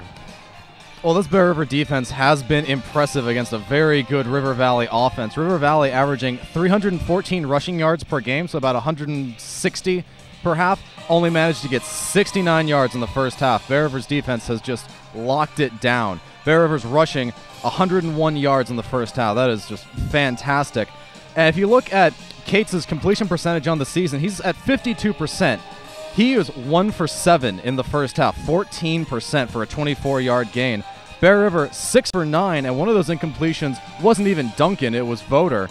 So really Duncan is 6 for 8, but as a team, 67% completion, 62 yards, 10-yard gain on average. Bear River is firing on all cylinders, and River Valley really has to make some changes to stop them. All right, about ready for the kickoff. Good job there, Steve. And Tipton and Edie back to receive. It's going to be a short kick. Taken up front. He fumbled the ball. Did he get it back? Let's see what they say. Who came up with it? It looks like Bear River's got it back. It was a spinner, Marty. Yep. And it was a high spinner, really difficult to field. And they are fortunate to get that back. Boy, no kidding. That stunned the crowd, as Bear River now will start 1st and 10 on their own 34-yard line. That was a close call there, Paul. Well, let's see if Bear River can keep the momentum going now from that first half. If they can walk down the field, hold the ball and score. And run some time off the clock. Boy, they would be there's a really pitch back. like a win. Yeah, and that's going to go for almost 10 yards. Let's see who the ball carrier was. That looked like that was Botsford. Good to see Botsford running straight up and down instead of just bullying his way over goal lines. Now coming over to the sideline to get the play directly from Coach Savoy.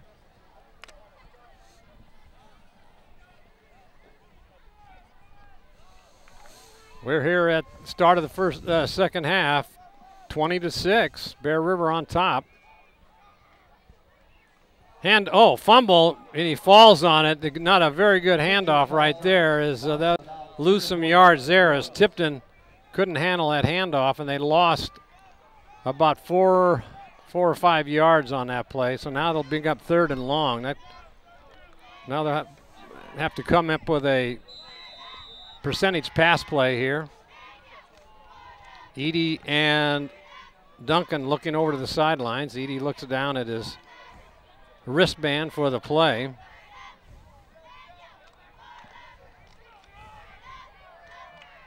They need about 8 yards. Going and looking. He's got on a turnaround, and nice catch in there by Edie. That'll be a 1st down. And that was a product of Edie just running an excellent pattern. There were 2 defenders out there. Edie made a move to the inside, then outside, and the ball was delivered perfectly. Right on the money is Duncan with that strong arm on that rollout, no pressure, and he found his man right there on a little down and out. When we start talking about player of the game, we're going to talk about Braden Duncan. Oh, absolutely. There's a pitch back. That goes to, and he puts his head down. That is Botsford still on the move, and he picks up some big yardage on second effort. Wow, what a run that was. That was painful. Botsford getting those extra yards. He just ran over that guy. He was a freight train that time.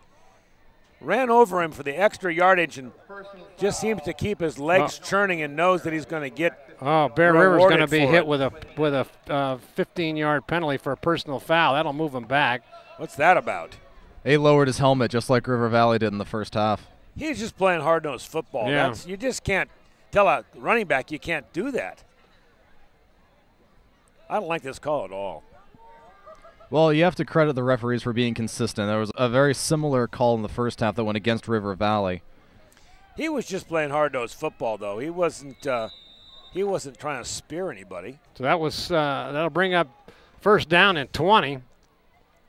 Looking, and they do that wraparound draw, and he breaks to the outside. That's Botsford still on his feet, still going. He gets hammered down on the sideline over there as he picks up 10 yards. And Botsford gives him 1-4 back, as he's one tough kid, as we talked about him last week. Well, he gets back a lot of the yardage that they lost on that penalty. It'll be 2nd down now, it looks like, in about 12. Good fake in there by Duncan to complete that play.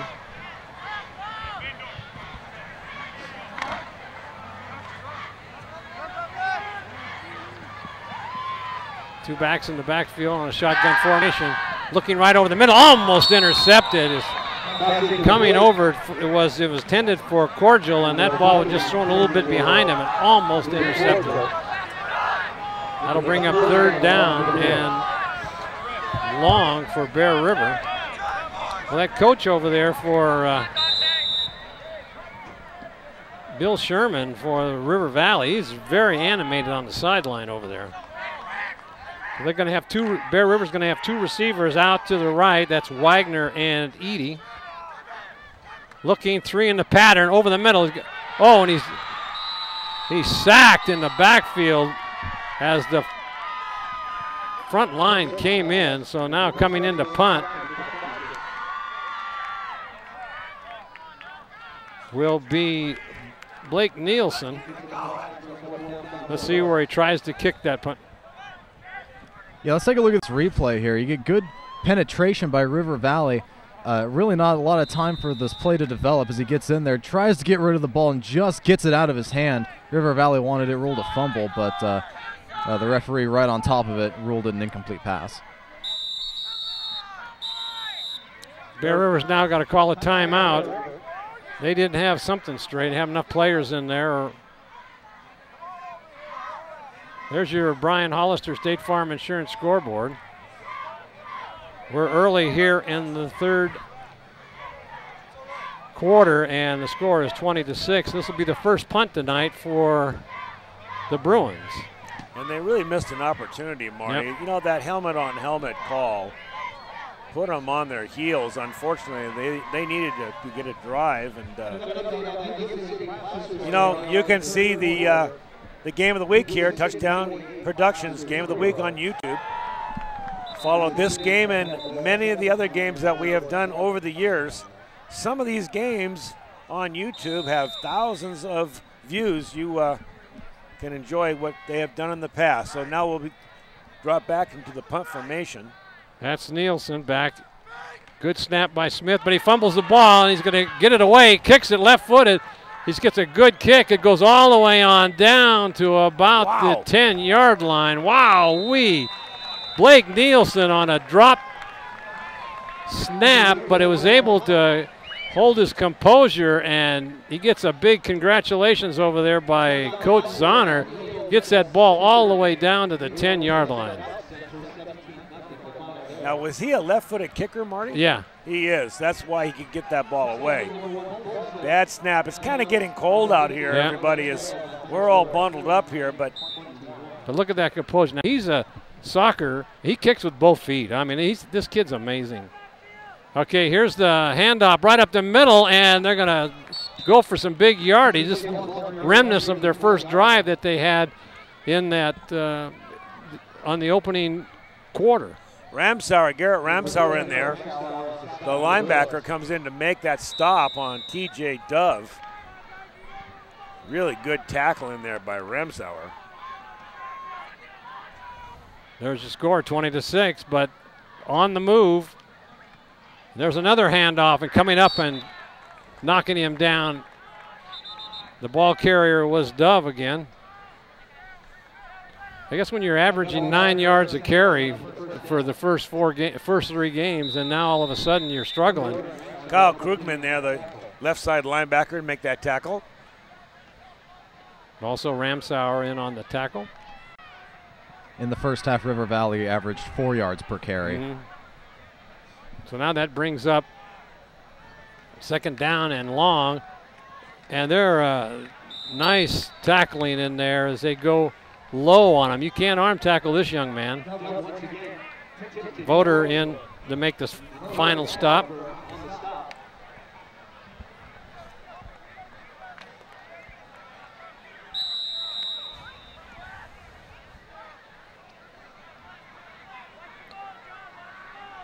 Flanker out to each side.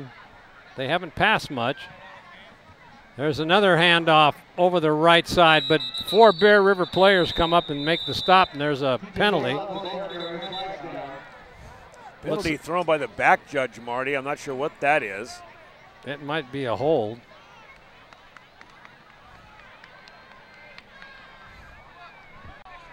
They're going to step it off against Bear River. Let's see what the referee says. Face mask call. That's in 50. 5 yards. Now create first down.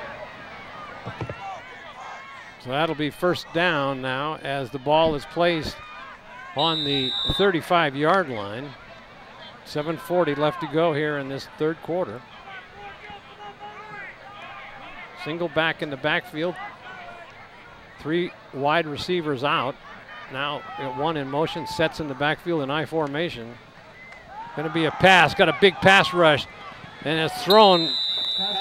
Good pass rush in there by the Bruins, and he was kind of threw that ball a little off balance. You know, it's a blown pattern that time. Dante Love was out there in the pattern, and right with him was Ellen Town. Both of them in the same place. That's just not the way it was drawn up, I'm sure. Good coverage in there by the Bruins secondary. That'll bring up second down and 10.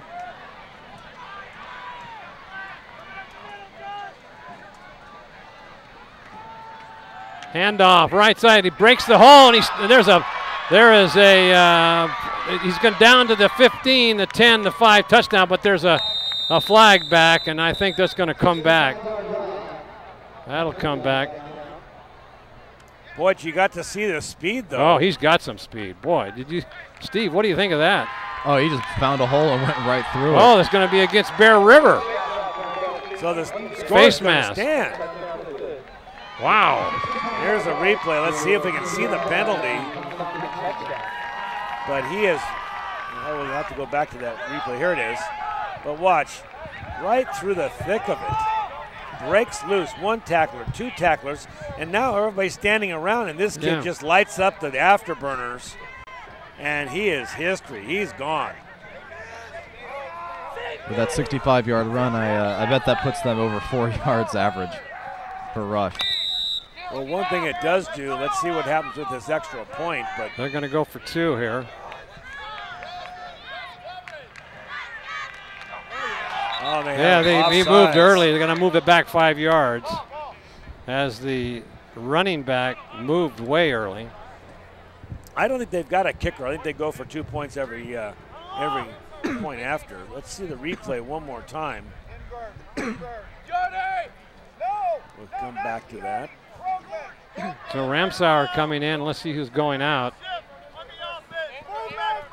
That is Krugman.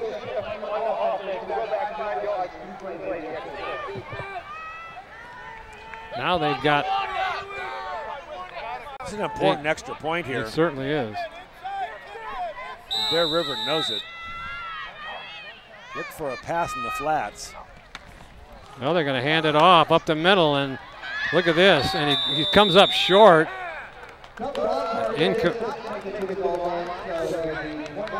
Like he was just tripped up before he got into the end zone. So with 7:11 left, let's go to that replay, Paul, and that touchdown run. Here it is, one more time.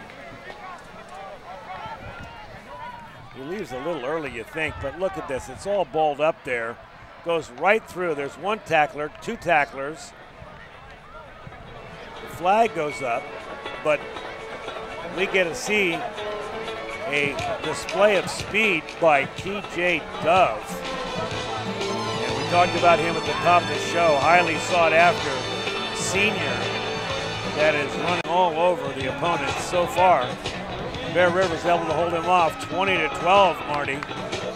There's the Brian Hollister State Farm Insurance scoreboard, and this is the exact replica of what happened on their first series in the first quarter after they took the kickoff. Come back and do the same thing here. I'll see if Bear River can answer.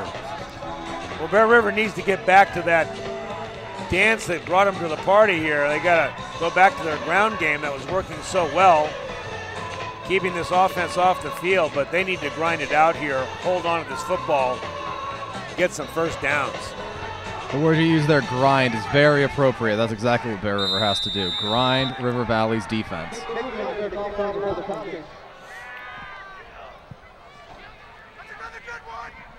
Botsford calls for fair catch. Bear River take it over on their own 28.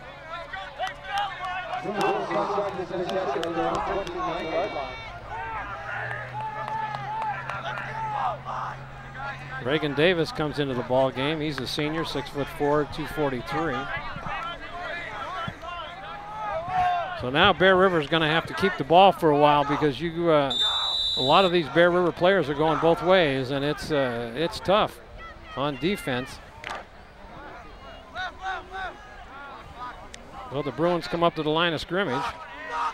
Tipped it in motion, trying to sweep it in over the right side. He finds a hole and gets down to about the 34-yard line. Let's see where they spot it. Looks like it's going to be good for about 6 yards. They spotted on the 30, almost on the 33-yard line of Bear River. The clock continues to run. Still in the third quarter here, 6:45 left.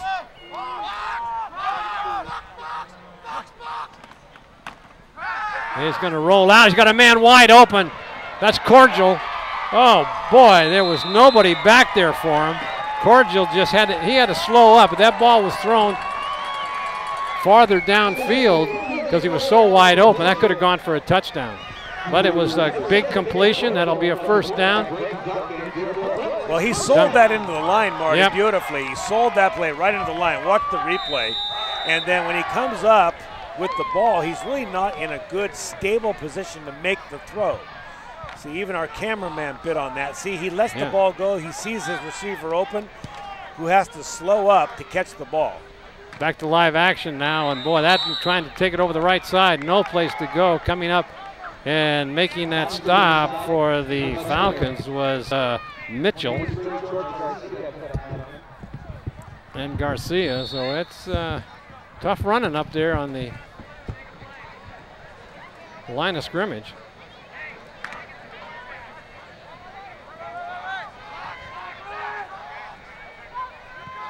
Bruins tight formation. They pitch it back out over the left side to Voter, and he turns the corner, gets some big yardage.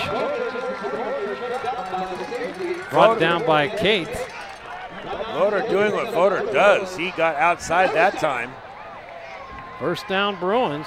You know, this Falcon team, Steve, you know, their lack of pursuit on their defensive backs seems to be costing them. That right there was a good example. It really does. Bear River's done a great job of spreading their offense so that River Valley can't just stack the line or stay on the outside. Now rolling out again, looking in the end zone, and it's caught at 5, going into the end zone for a touchdown.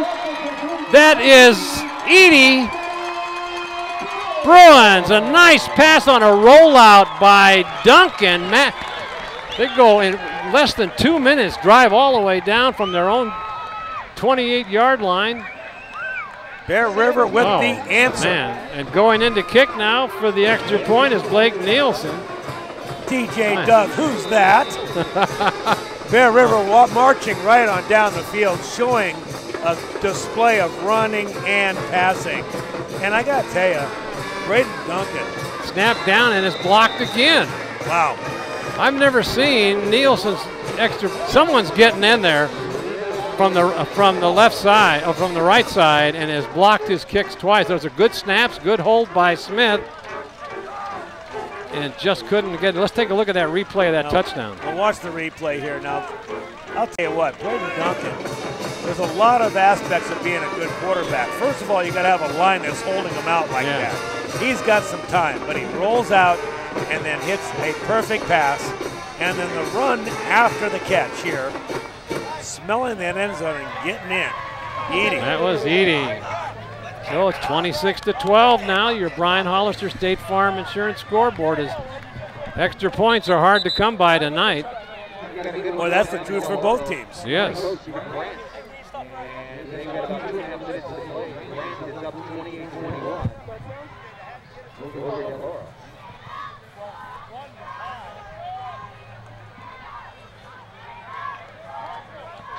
.5:19 left to go in this third quarter as Nielsen will kick it over to the sideline, calling for a fair catch down there at the 30-yard line, looks like. Interesting that both coaches have decided they're just not going to go for a run back. No. They're just going to pooch the kick up there, let them call for a fair catch, and give it up on about the 40-yard line.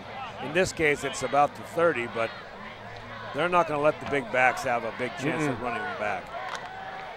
So let's see if Bear River can stop the onslaught of TJ Dove as he continues to dominate this ball game in the run. And with any handoff he gets, he could take it to the house anytime with his speed. Bear River bunching up there, and there's the handoff once again, and whoa, nice tackle in there. And that was Chiardi who came up and stopped that. That was going to go for big yardage.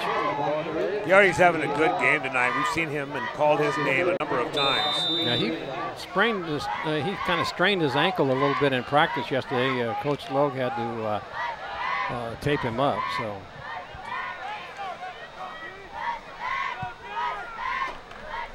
There's a handoff again. He looks, turns it, and he breaks it. Oh boy, big first down. Coming up is Ramsauer with that tackle, along with Tipton. Tipton is really getting a workout here tonight. He's got to be, take a look, Paul. Oh, let Steve give this one. What do you think? Oh, there's just a big hole on the left side, and that's just good field presence, knowing to cut back instead of going up the middle as the play was designed for, and just gets a big 15-yard gain and a good dual tackle by Bear River to stop him. There's another hole, but coming up and stopping him again is Ramsauer. Ramsauer is putting on quite a defensive show here tonight as he is going low on, and that's the only way you can stop Dove. I think they said go down low and tackle him down there, trip him up as best you can. You know, Dove is not a real deceptive runner. He is a straight-ahead runner. He's just fast and very strong, and that first tackler, generally he just swats them away. Yep. There's another handoff, but oh, coming up and making that stop. What a nice defensive play in there by Fetter. That stood him right up, the junior tackle, defensive lineman, 6'7", 292, throws him for a loss. Cannon Fetter. Now there's a name for a football player. Cannon stood him up as right. He's a big load in the middle for Bear River. He doesn't get his name called nearly often enough, but he does a good job of clogging up the middle. 6'7", 292. Yeah, that's a clog, all right. So here comes a big 3rd down and 6 play. Going to be rolling out looking. They got a man spied on him, and no, they got it wide open in the end. And there's a penalty, and Ramsauer's coming over to make the tackle, runs him. Oh, he misses him into the end zone for a touchdown. But I think there's a penalty call in the middle of the field at about the 30-yard line or 28-yard line.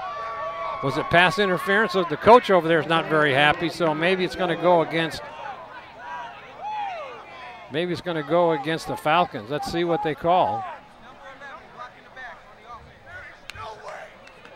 Okay, yeah, so maybe you can see what it was, Paul. Well, it's hard to say, Marty. Let's see what the call is. It looks like it's going to come back. It is coming back. But right here, right there's a block in the back. Block in the back right there, yep.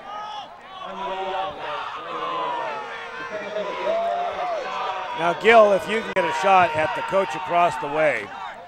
He is livid. Well, not only that, he's just very animated. Yeah. He was down all the way to the 10-yard line when they ran that ball in. There he is. Yeah. Well, this is Coach Bill Sherman. And I like football coaches like this, don't get me wrong. I mean, he is living it with his team. He's got fire in his belly tonight, doesn't he? He does. All right, here's the I formation now as they'll bring up 1st and 10. Quick handoff, is it? Was there a fumble? It could be. It looks like it. Could be, yeah, it was a fumble. Bear River comes up with it, so a touchdown is called back. Bear River gets the ball, and it looked like once again on a nice defensive play, that was Fetter. And Bear River is in command right here with 2:55 left to go in this 3rd quarter. Big fumble recovery in there by the Bruins. Yeah, it's Big Cannon Fetter, but you could tell because of the sideline, they're all patting the top of his helmet, and they have to reach up to pat it. Yeah. Now watch Fetter right here. He gets the ball. It's on the ground. He didn't cause the fumble, but he recovered it. Yeah, it was just a botched inside handoff. Yeah. Here come the Bruins now. There's a pitch back to, that is Voter around and cuts it back up to the middle, and he picks up almost close to a 1st down there, and then they're going to give it a 1st down. Yeah, Voter got about 12 yards on that one. It's like a punch in the gut when you get a touchdown call back on a penalty like that, and then you lose the football. This has got the Falcons on their heels, no doubt.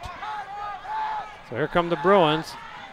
Pitch back again, same play, left side, and that goal only goes for a couple, but the clock continues to run. They're trying to give Tipton a little rest here. We're still in the 3rd quarter, Marty. Yeah. Here. The clock will become a factor, but it's definitely keeping the offense off the field.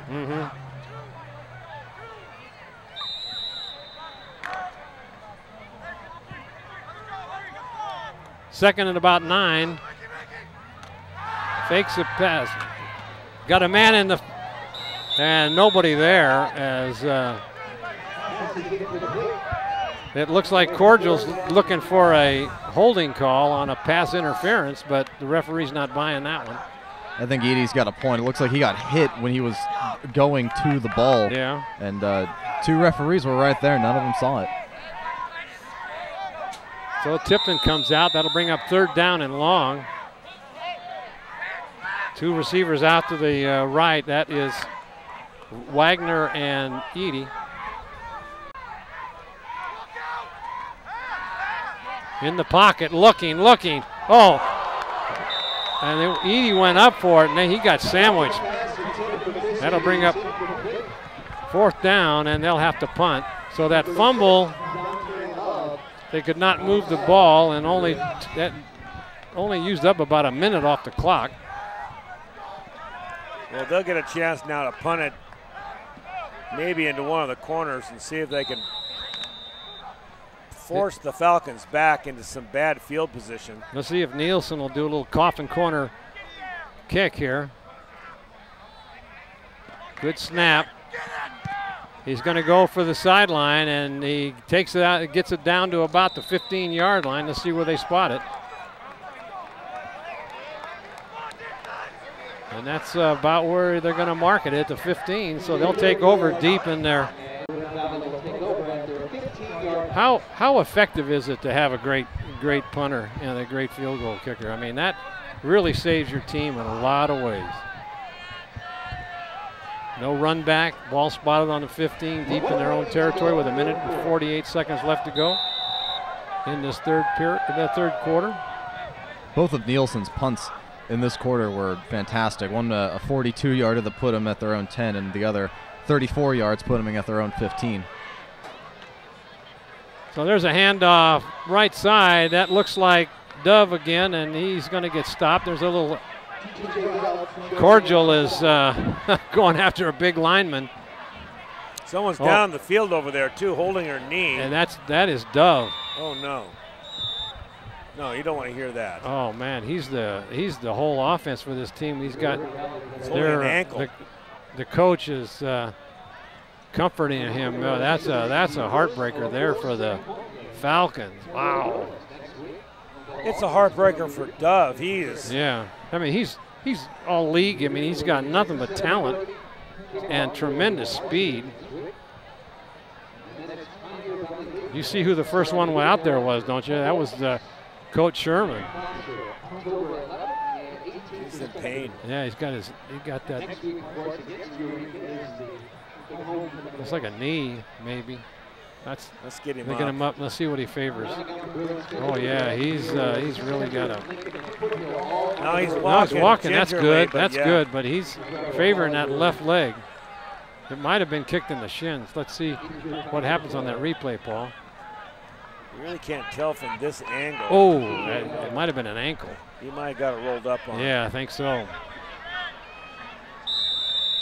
And he's grabbed it right away. So he'll be on the sidelines for a few plays, and spread formation out here for the Falcons. They're going to hand off new ball carrier in there, and he's going to get about 5 yards. That is number 6. That's Love.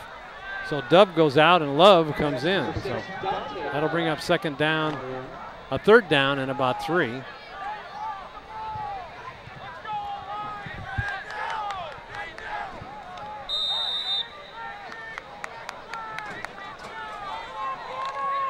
Less than a minute now in the 3rd quarter. Bear River up 26-12. There's a handoff and going nowhere and coming up with a big stop. That is Wagner and Botsford. And that's going to go for a loss, and that'll bring up a punting situation. 4th and about 6 yards. Bear River is going to get some fine field position. Yeah, here comes the punting team. They thought about it, but you can't give Bear River, if they can hold them again, you can't give them a opportunity way down deep the way they've been moving the ball. So Good. They're not going to get this off before the quarter, I don't think, Marty. Maybe. It's got 14 seconds left. Well, they got the kind of a slight breeze at their back, so it would be good snap, kick, and good punt. They're going to let it go, and it's going to go out of bounds or down to about the 30-yard line. And the clock with a half a second left. Good kick. Yeah, that's 47 yards right there.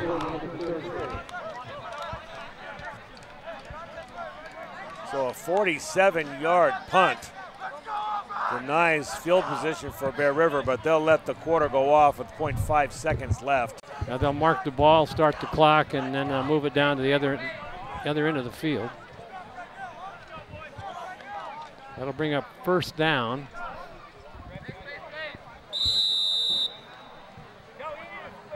And here comes Duncan with the play. If Bear River can score another 6 points, I think 32 points gets it done tonight, especially now that we see TJ Dove going out of the game. There's a pitch to Botsford, cuts it inside. Good opening, good hole. He gets up all the way down to the 45-yard line. Another player is down. He got kicked in the shin, I think. Yeah, he's got to be hurting a little bit. That's number 23, Garcia. He's been in on a lot of tackles tonight. That ends the quarter. And that's a first down for Bear River. There's your Brian Hollister State Farm Insurance scoreboard showing Bear River up by 14 points, 26-12 as we start the fourth quarter. And boy, I tell you, when you hand that ball off to Botsford, he is just a punishing runner, isn't he? He does. He does. He drives with his legs and he puts his head down. Steve, you got any interesting stats for us about that quarter? Well, for River Valley, it's kind of hard to put an average on their run game because they have a 65-yard run and a 15-yard run. That kind of throws everything off. If you take those out, it looks like they're averaging just about 5 yards a run. So really, if Bear River can limit the big plays on defense, I think they've got this game pretty well in hand. Only 0 for 1, River Valley 0 for 1 on the pass, which puts them at 1 for 8 on the game, whereas Bear River 3 for 7 with about 20, let's say 24 yards per completion. So their pass game has been good for quick, big completions. There's a pitch back to Botsford again. He sweeps the left side, going down the sideline and picks up some big yardage. You know, Steve, I like everything about you except for the fact that you're hogging the M&Ms. Big pickup there, as that'll go for about 7 yards. Let's see, no, they're going to bring it up and spot it for 9 yards, and that'll be second and about 2. But it's a fumble. And it looks like Cordial came up with it, but did they call the play dead? It was down. Oh, okay. Cordial is he's a very feisty player. He even gets in the face of his own teammates during practice. So you imagine what he does when you turn him loose on an opposing team. They're trying to calm him down a little bit.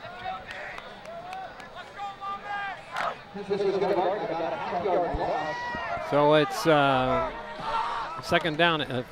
There's over the right side. That's Tipton, and he's going to get the ball down to about the 40-yard line for a first down.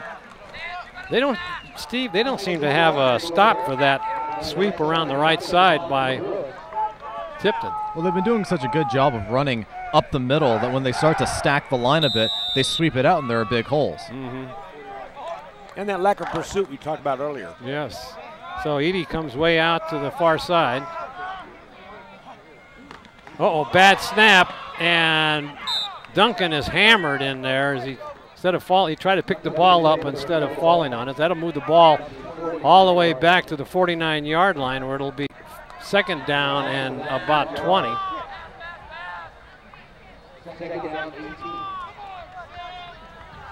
Yeah, here's the bad snap. He goes back, instead of just falling on it, takes about another 1 yard loss. If he had just fallen on it, would have saved about a yard. Okay, here come the Bruins. Passing situation, looking at it, wraparound draw to Botsford. He's got some running room, and he gets back most of that yardage that was lost, and he still turns over. And that'll bring him a 3rd down and about 7 yards. Botsford's punishing. He's got another guy down. Oh, he's got, looks like he's got a knee problem too. Don't see who that is. Boy, the coach, I got to give him credit. When his players go down, he's the first one out there on the field to hold the hand of the players. I think he's got a cramp. Oh, you think so? I think it's a cramp. It's hard. They're holding his calf. I hope it's a cramp. Yeah. Don't need any knee injuries.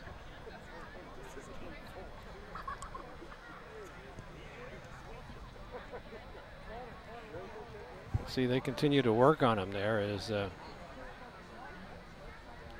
Maybe you can see something in that replay, Steve. Yeah, well, yeah, here's the fumble play again.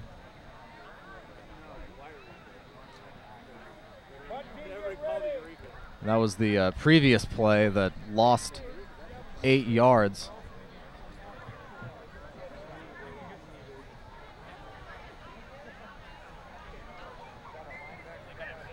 They got his helmet off, and that's not a good sign.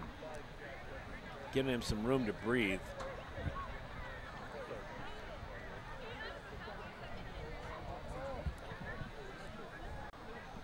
Don't forget to join us each week on the YouTube channel for the Game of the Week. And brought to you by Touchdown Productions. Look for it on www.touchdownproductions.com. And next week, Paul, big game. Bear River Bruins take on the Eureka Loggers. They've got a long drive down and a long drive back. Bear River went up there last year. You can see that game on Comcast Channel 11, Suddenlink Channel 16, and Wave Broadband Channel 20. So we got some big Bear River games ahead of us, Marty. Yep. We're going to be following this team, and it looks like they're going to make a very serious run at the PVL this year. So Devin Soares is being helped off the field. Young man, he's a junior. He's not putting any weight on his right foot. So that's got to be tough for the young man. Wish him the best. There's your 4th quarter score, 26-12. And rolling out, got 3 receivers. He could take it himself. He could get the 1st down, and he drives down and goes out of bounds at about the 21-yard line. Oh, nice. Nice job using his legs that time, looking downfield. He had 3 receivers, Paul, downfield, and they were all bunched together, and he saw that. And he just decided he was going to go get it for himself, turn the corner, and showing some speed. Braden Duncan, one more time, we'll take a look at this replay. Yeah, we'll still look at it after this play. So here come the Bruins. Handoff on the inside, and that gets about a couple of yards. Now let's watch Braden Duncan here, and I talked about him earlier. This is going to be my player of the game candidate right here. He does it with his arm, and then he does it with his leg. He shows a lot of speed here, which is something that he rarely gets out in front and runs, Marty. But there's scouts in the stands, like I said earlier, to come in and watch T.J. Jubb. We'll take a look at Braden Duncan while you're here, guys. This guy can play. Well, referee timeout here as he's trying to get the camera. Brian O'Brien is down there on the sideline with his camera. He's got a birthday either today or tomorrow.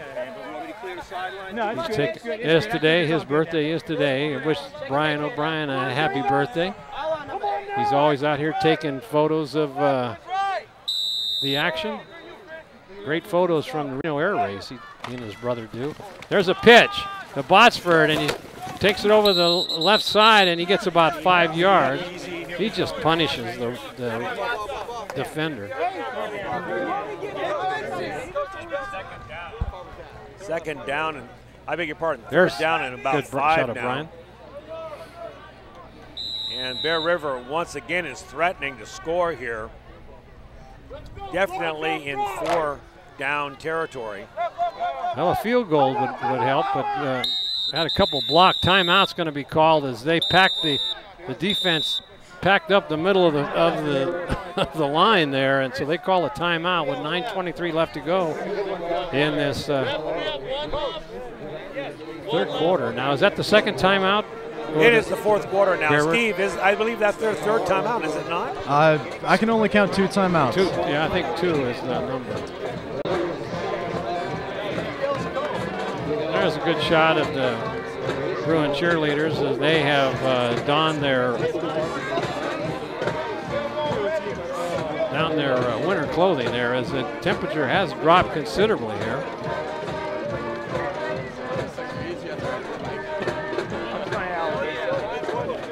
Here's take a look at the replay. This is the corner being turned by Braden Duncan. Right at the cameraman Ryan Stubbs, and he bails out. And he gets looks like he got a little helmet in the stomach there. What does it look like? A helmet in the camera. And we see an ambulance leaving the sideline. Yeah, he's going over to take a look at that young man. Rolling out to the right, looking. Now he's going to try to take it himself. He breaks one tackle, gets the first down. Still on his feet, down to about the 3-yard line as Braden Duncan, with his legs, takes it all the way down. They're going to spot it at the 4-yard line. Good faking in there, Paul. And you know, the option was his to throw the ball or keep it. He had such success to play earlier that he decided he was going to try it again. We're finding out that he's got a dimension that we haven't seen before, Marty. No. Braden Duncan can break tackles and can make that corner. He is going to add a whole new dimension to this team. Absolutely. So here come the Bruins. It's first down and goal. There is Tipton over the right side, takes it into the end zone, touchdown, Bruins! That could be the seal of approval right there for this game. Well, with 8:54 left, Marty, I don't see this River Valley team coming back from that kind of deficit, especially without their star running back in the lineup. Bear River now is just whooping down on them as they get congratulations from their coach, Terry Lowe, and Scott Savoy on the sideline. Here's the extra point. Now this one looks good, and it is. Good snap, good hold in there by Smith. No one crashed the line that time, and Blake Nielsen gets that kick in. On the sideline over there, Paul, Soares is on the ground with his leg elevated and ice on his leg, not on his knee, but they're preparing the stretcher to take him to the local hospital. Here's a replay for this touchdown. Yeah, this is just a good run. Sweep it to the right. River Valley stacked the line again, and all they have to do is really just bounce it out to the right and dive across, and that's just a well-designed play for the defense, just crashing the center like that. I think Tipton was following the blocking of Botsford. There's the Brian Hollister State Farm Insurance scoreboard showing here with 8:54 left to go in this ball game. It's 33-12 in favor of the Bear River Bruins. Nielsen about ready to kick. Let's see where he goes with it this time. And it's going to be a short kick again. A fair catch is going to be called for on the 35. My second battery's running the I think you're right, Paul. I think the coach said we're going to call a fair catch every time. He had some room to run that time. Yeah, he did. I'm not sure if the coach would say that. But based he on said the others, I'm take the fair catch, but he could have easily gotten 5, maybe 10 yards. Mm-hmm. But a somewhat demoralized River Valley Falcons team is coming out now. You see a lot of standing around. You see a lot of hands on hips. You can tell from their swagger that they've been beat down on. Well, there's the handoff, big hole. Still on his feet, still going. Ramsauer's after him. Gets him. That is that's number 5. And he has come in, I think he brought in number 6, Dante Love. That was Love, yeah, number 6. 5 was leading the block there. That was a 25-yard run for the backup running back. Ramsauer is, saved the touchdown there. He was the last man before the end zone. So big gain for the Falcons. There's a cut up the middle, and that goes nowhere. I think a flag came in, and sure enough, Cordial in on that tackle along with Davis. This game is not in the books yet. Bear River cannot just lay down. They'll run over them. Foul. Oh, defense with a, now they're going to send it down 15 yards. 15 yards. Now that's exactly what happened on their first possession. Also Bear River's 7th penalty of the game. And some of them were, most of them were for big yardage. Okay, here come the Falcons with 8:20 and counting here. Rolling out, and they spied on him, and down made the catch. That was Garcia, came back in the ball game. So whatever he had is seems to be not ailing him anymore. And that was a good pass rush. I didn't see who the pass rusher was, but that kind of broke that play up big time. They looked like they spied on the quarterback. That completion is River Valley's 2nd, but it was for -1 yards. Oh, geez.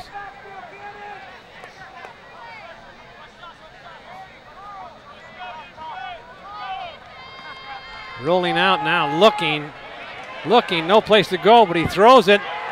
And let's see, is it intercepted? It is. That is an interception in there. Let's see who it was. That looked like Chiardi. Was that number 9? Chiardi with the interception on that rollout. Big turnover for the Bruins. And that was just product of a bad pass here. We're going to watch this replay. This is just some bad decision making. They're trying to force it now. He rolls, he looks. He's going to throw right into the teeth of the defense. And the missed throw caused the interception. Good and play there is Edie saying he got it. So here come the Bruins. Now in at quarterback is Austin Smith. There's Tipton on the and he breaks it into the out, and he's on his way to the races. He cuts, nice move as he cuts to the 40, the 35, and a late hit. Oh my goodness, Tipton carrying that ball, and they comes up slowly, but 48-yard run by Tipton. Some great running, Paul. It certainly is, Marty, and like you said, he made a great cutback late in the run. Let's see if we get a replay. Here it comes now. Mike. And he does most of this himself. Watch, right up the middle, and right here, he sees the 2 defenders and cuts back. Oh, man, well, that was a great move by Tipton. The ball carrier is, I didn't see who that was on that as he came back to live action. That was Voter. One more time here. Tipton getting one of the longer runs that he's had all season. As he comes, makes an excellent move towards the sideline, cuts right back behind the defender. Nice job. Great play. Got Austin Smith at quarterback. He pitches it out around the left side to Botsford. Botsford turns the corner, just punishes number 4. That's the quarterback, Gates. Botsford's going to come out now, I would think. No, he's going to bring the play in. First down, Bruins, as they continue to move down the field. The clock continues to run. Well, I'll tell you one thing. Michael Tipton, the senior, 5'5", 148 pounds, has really impressed me tonight. Last week he had a great game, and this week even better. So there's another fine candidate for our Bill Slayton Sons Trucking Player of the Game. Engraved, nice plaque by Stuckey and Gravers. There's going to be a delay of game on that late.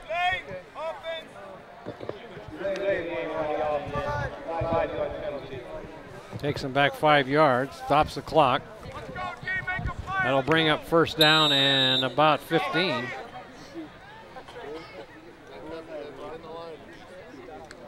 Well, Austin Smith is a junior and 141 pounds, and so he's there's a pitch back to Botsford again. He's going to get the close to the 5 yards back.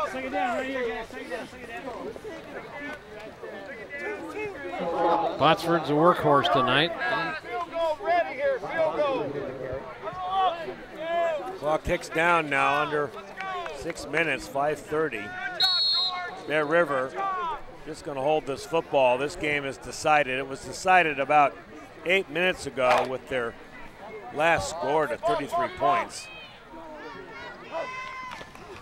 Rolling out, looking, got Cordial. No, but he got Edie for about 4-yard gain. That'll be enough for a first down. No, it's short because they had to penalize. They got the penalty.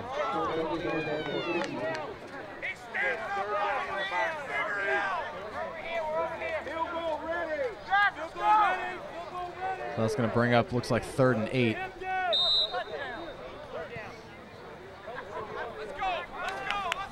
Tipton coming back into the game now as he brings in the play to Austin Smith. They'll have to hurry. Smith decked out in white sleeves and white stockings. There's a handoff to Tipton on the right side, trying to get the first down, and he's going to get close to the first down, but I don't think he made it. Now, let's see. They're going to bring in Blake Nielsen for a field goal.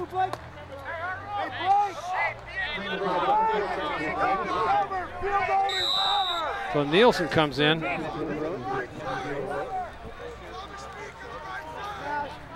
All right, holder will be Smith. It'll be a 29-yard field goal. He's got the leg for it. That shouldn't be a problem as the referees go on over to, if he gets a good snap and a good hold, he shouldn't have a problem here. Down, up, and it's tipped, but it looks like it's going to be good, and there's a penalty.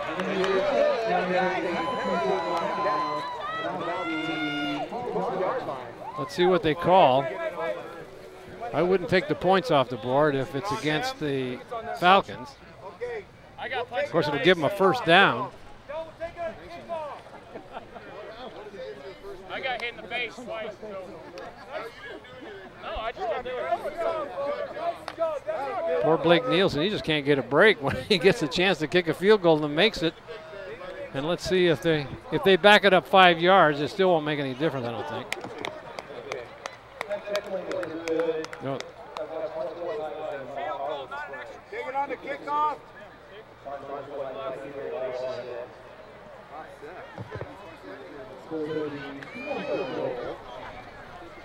Yeah, and then they'll step off. Okay. Must have been after the play, that it has to be. Well, the River Valley team is frustrated. Yes.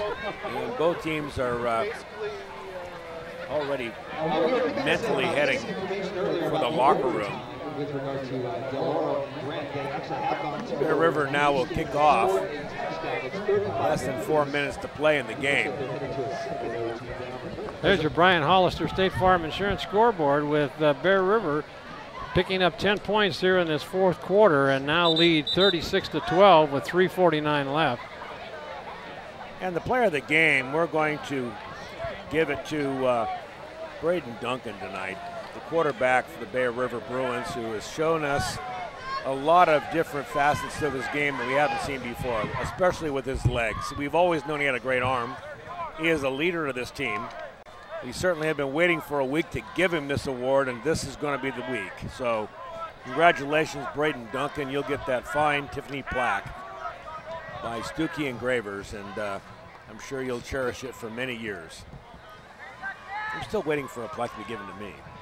I'm gonna call my own number one of these weeks. And you are? I'm gonna give myself the plaque. I'll get Sitter over here to vote for me. You watch. You know, bribing me with M&Ms might work. I'll tell you what, 2 packs. Here comes the kickoff by Blake Nielsen. And they're going to kick it in the middle They'll be able to run it back this time, and trying to get it to the outside. He does. He's got room. And they got some blockers out in front of him, and he's going to take it down to the sideline, and it's that's got to be a mistake, I think, on that. They needed to kick that more to the sideline. Nielsen came over and forced him out of bounds. Take a look at that. I think they're lucky to get away with as much as they got. I thought he was heading for the house. Yeah, it looked like it to me. He had a blocker out in front. But they had a good block right there. Yeah. And he had a little more speed. And here comes Nielsen to give him a move, and Blake almost got faked out pretty good. That was really a good shot. Blake took a good angle on that play and saved it. So they've got good, best starting position for the Falcons in the whole game as they're on the Bear River 33-yard line. 3:40 left to go in this ball game. There's a pitch out to the left, and he fumbles the ball, and Bear River picks it up. And that's Cordial with the recovery, and that just about sealed this ball game up right now as they get. There it is, number 10, Braden Duncan, our Bill Slade and Son Trucking Player of the Game, and the beautiful plaque is engraved by Stuckey Engravers, and that'll be something that he'll be able to hang on his wall for a while. Number 10, Braden Duncan. Coming in now, the quarterback, the remaining part of the ball game is Austin Smith. Shotgun formation, handoff. That is Voter, and I think they might have had a face mask, and I looked like a face mask to me, but he signals to the referee that, hey, I got my face mask, but they don't see it. Clock continues to run. 3:12, 36-12, 24-point lead. It's been an all-around fine performance tonight, Paul, by these Bruins. I'll tell you, there's many teams in the BVL that are going to look at this game, and they're going to be shaking their head. They're going to have to figure out how to get past this team. In motion, handoff, but no place to go as that looked like, and it was, Murnan.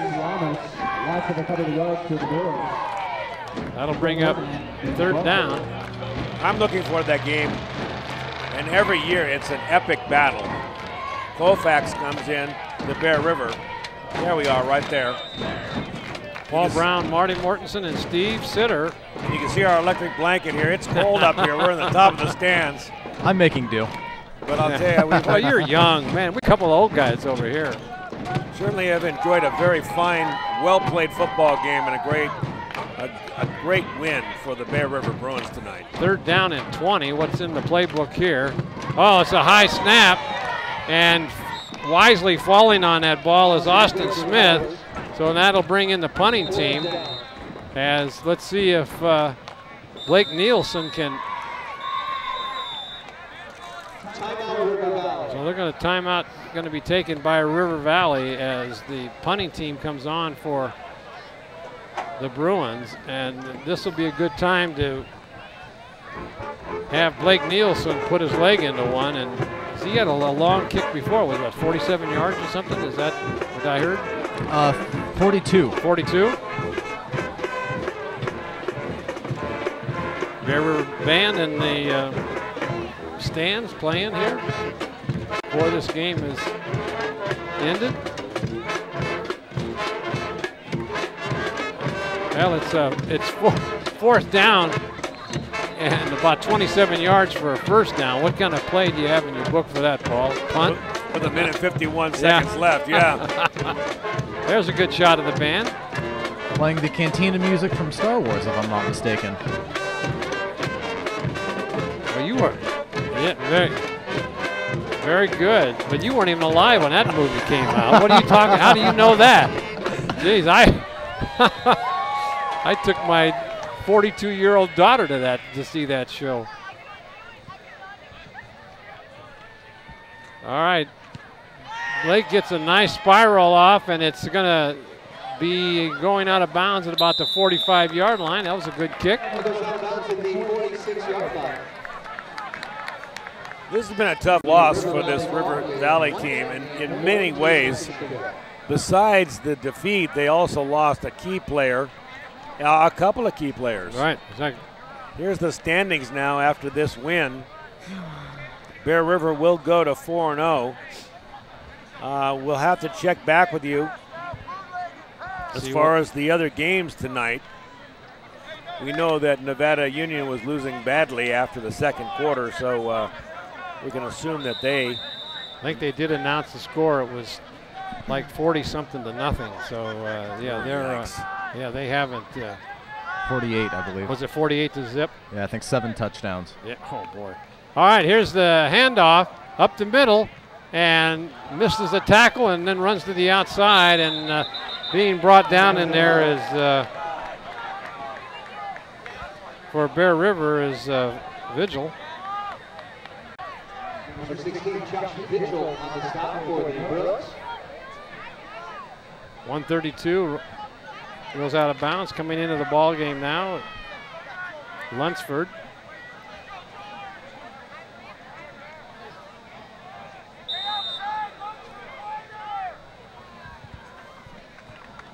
There's a quick handoff, and he breaks it to the outside, but then being swamped in there as they come up, Cordial and Chiardi, and also Krogman. Clock continues to run. I don't think they have any more timeouts left, so they'll try to punch another one in here. They're not going up the middle now, Steve. They're trying to break in everything to the outside on misdirection. Yeah, I'm noticing River Valley's offensive line doing a very good job of opening some holes for Love. There's the handoff, takes it, but brought down in there nicely by David Cordial. There's a penalty flag. Let's see what happened. They're yelling at Love, and I think that's going to cost them 15 yards with 41 seconds. Now there's another flag. Let's see what they're going to call here. With 41 seconds left, I don't know why they would be stopping play unless there's a fight breaks out on the field. And that's just not happening. Two fouls. One is on the offense, one is on the defense. Offsetting, but the play will stand. Sounds like the referee is as bored with these calls as we are. Yeah, something less than enthusiastic on that call.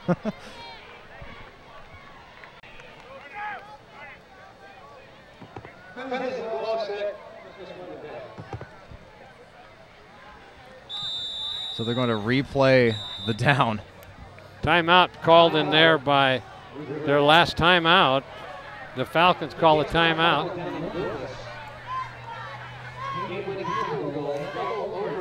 Don't forget, there's 8 ways to watch all this exciting football action. You can see it on Comcast Channel 11, Suddenlink Channel 16. And look at those times. Wednesday at 8:30 p.m., Saturday 8 o'clock, and 11 p.m., and Sunday at 10 p.m. on NevadaCountyTV.org, Wave Broadband ACTV Channel 20, and on your Touchdown Productions Game of the Week YouTube channel. Look for us there and enjoy these ball games. Actually, that's wrong. There's 9 ways to watch us because you could come here to the park and watch us in person. Yeah, there you go. There's your 9th way. Yeah, don't forget next week, Bear River Bruins take on the Eureka Loggers. They come all the way down from Eureka, California to play the Bruins next Friday night, and you can see that game on Comcast Channel 11, Suddenlink Channel 16, Wave Broadband Channel 20, and also on Touchdown Productions Game of the Week YouTube channel.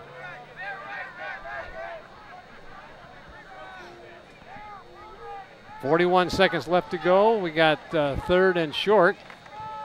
There's a handoff up the middle, trying to kick to the outside, but then being brought down in there nicely on a great tackle by Meekin. The Falcons are going to take their last time out. They're going to Oh, I guess not. They've decided not to. I think they're all out of timeouts, but 24 seconds, and the clock continues to run. Rolling out, and there's the handoff. Left side, looking for a hole. A lot of nice moves. Trying to get into the end zone, can't do it with 8 seconds left to go.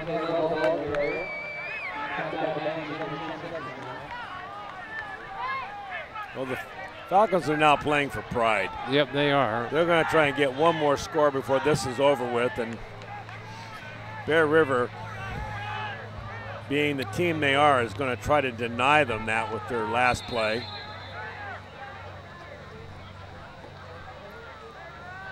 A number of second stringers are in for Bear River. There's the handoff up the middle, but ducks his head and no place to go, and that should about do it. Coming up on that tackle there was Justin Robinson in the game as Bear River comes up with a big win on your Brian Hollister State Farm Insurance scoreboard, 36-12, as Bear River comes up with 10 points here in the fourth quarter. And Blake Nielsen with a field goal as the last score. And Bear River has got to be proud of themselves on this one. They played a whale of a ball game. But Paul, when it first started, we kind of looked at each other on that first possession of the Falcons and going, whoa, this could be a real long night, as they took their opening kickoff and went right down the field and scored, as TJ Dove was the man of the hour on that one. But he went out of the ball game late in the, I think it was early in the third quarter, and that made a difference there. And the Falcons had a couple of fumbles, an intercepted pass picked off by the Bruins, and all in all, a real fine game for the Bruins, as they're pretty much psyched up at this point in time as they played a whale of a ball game. You know, they're the team to beat now in the PVL. There's no question about it. They're 4-0, and they have made a statement that they can put points on the board, they can play defense, and they're just going to draw a line in the sand and say, come over, somebody come over here and beat us. Let's just see it. Next week, Eureka Loggers will be in. They'll give it a shot. There's our... And congratulations there, Paul, to number 10, Braden Duncan, as our Bill Slayton Sons Player of the Game, with that nice engraved plaque by Stuckey Engravers. And Braden, I hope, can see that from the field. There's a big electronic monitor out on the field tonight. It's been a treat for the fans here as they file out. And we'd like to thank Visible Display, and that's Derek Clark, who there it is, graciously left this fine display from last night's freshman movie after the ball game, and we really appreciate that. It's the fans enjoyed it, the players enjoyed it, and frankly, we enjoyed it sitting up here very close to the gigantic scoreboard. There's a good shot on the field with the parents come out, and your executive producer and director for tonight's game, as always, doing a fine job, Gilbert M. Dominguez. Titles and replays, Daniel Pata. Nice job, Daniel. Camera operators tonight, Paul Town, Ryan Stubbs, and Chris LaCentra. Your announcers for tonight's game, Paul Brown, Steve Sitter, and Marty Mortensen. Office manager, Lynn Dominguez. Remote facilities tonight provided by the Commander 2. Commander 2 Maintenance, Plaza Tire and Auto Service. Scoreboard, Brian Hollister, State Farm Insurance. Player of the Game Award, Bill Slayton Sons Trucking, Stuckey Engravers, I should say, sorry. Touchdown Accounting, Cinto and Graciano LLP. And for Paul Brown, Steve Sitter, Gil Dominguez, and the entire cast of thousands out here for Touchdown Productions, this is Marty Mortensen saying, stay with us, watch us 8 different ways as we come to the conclusion of this ball game. For all of us here, we'll see you next week here at Bear River takes on the Eureka Loggers. And this is Marty Mortensen saying good night for all of us on your Touchdown Productions Game of the Week. Good night, everybody.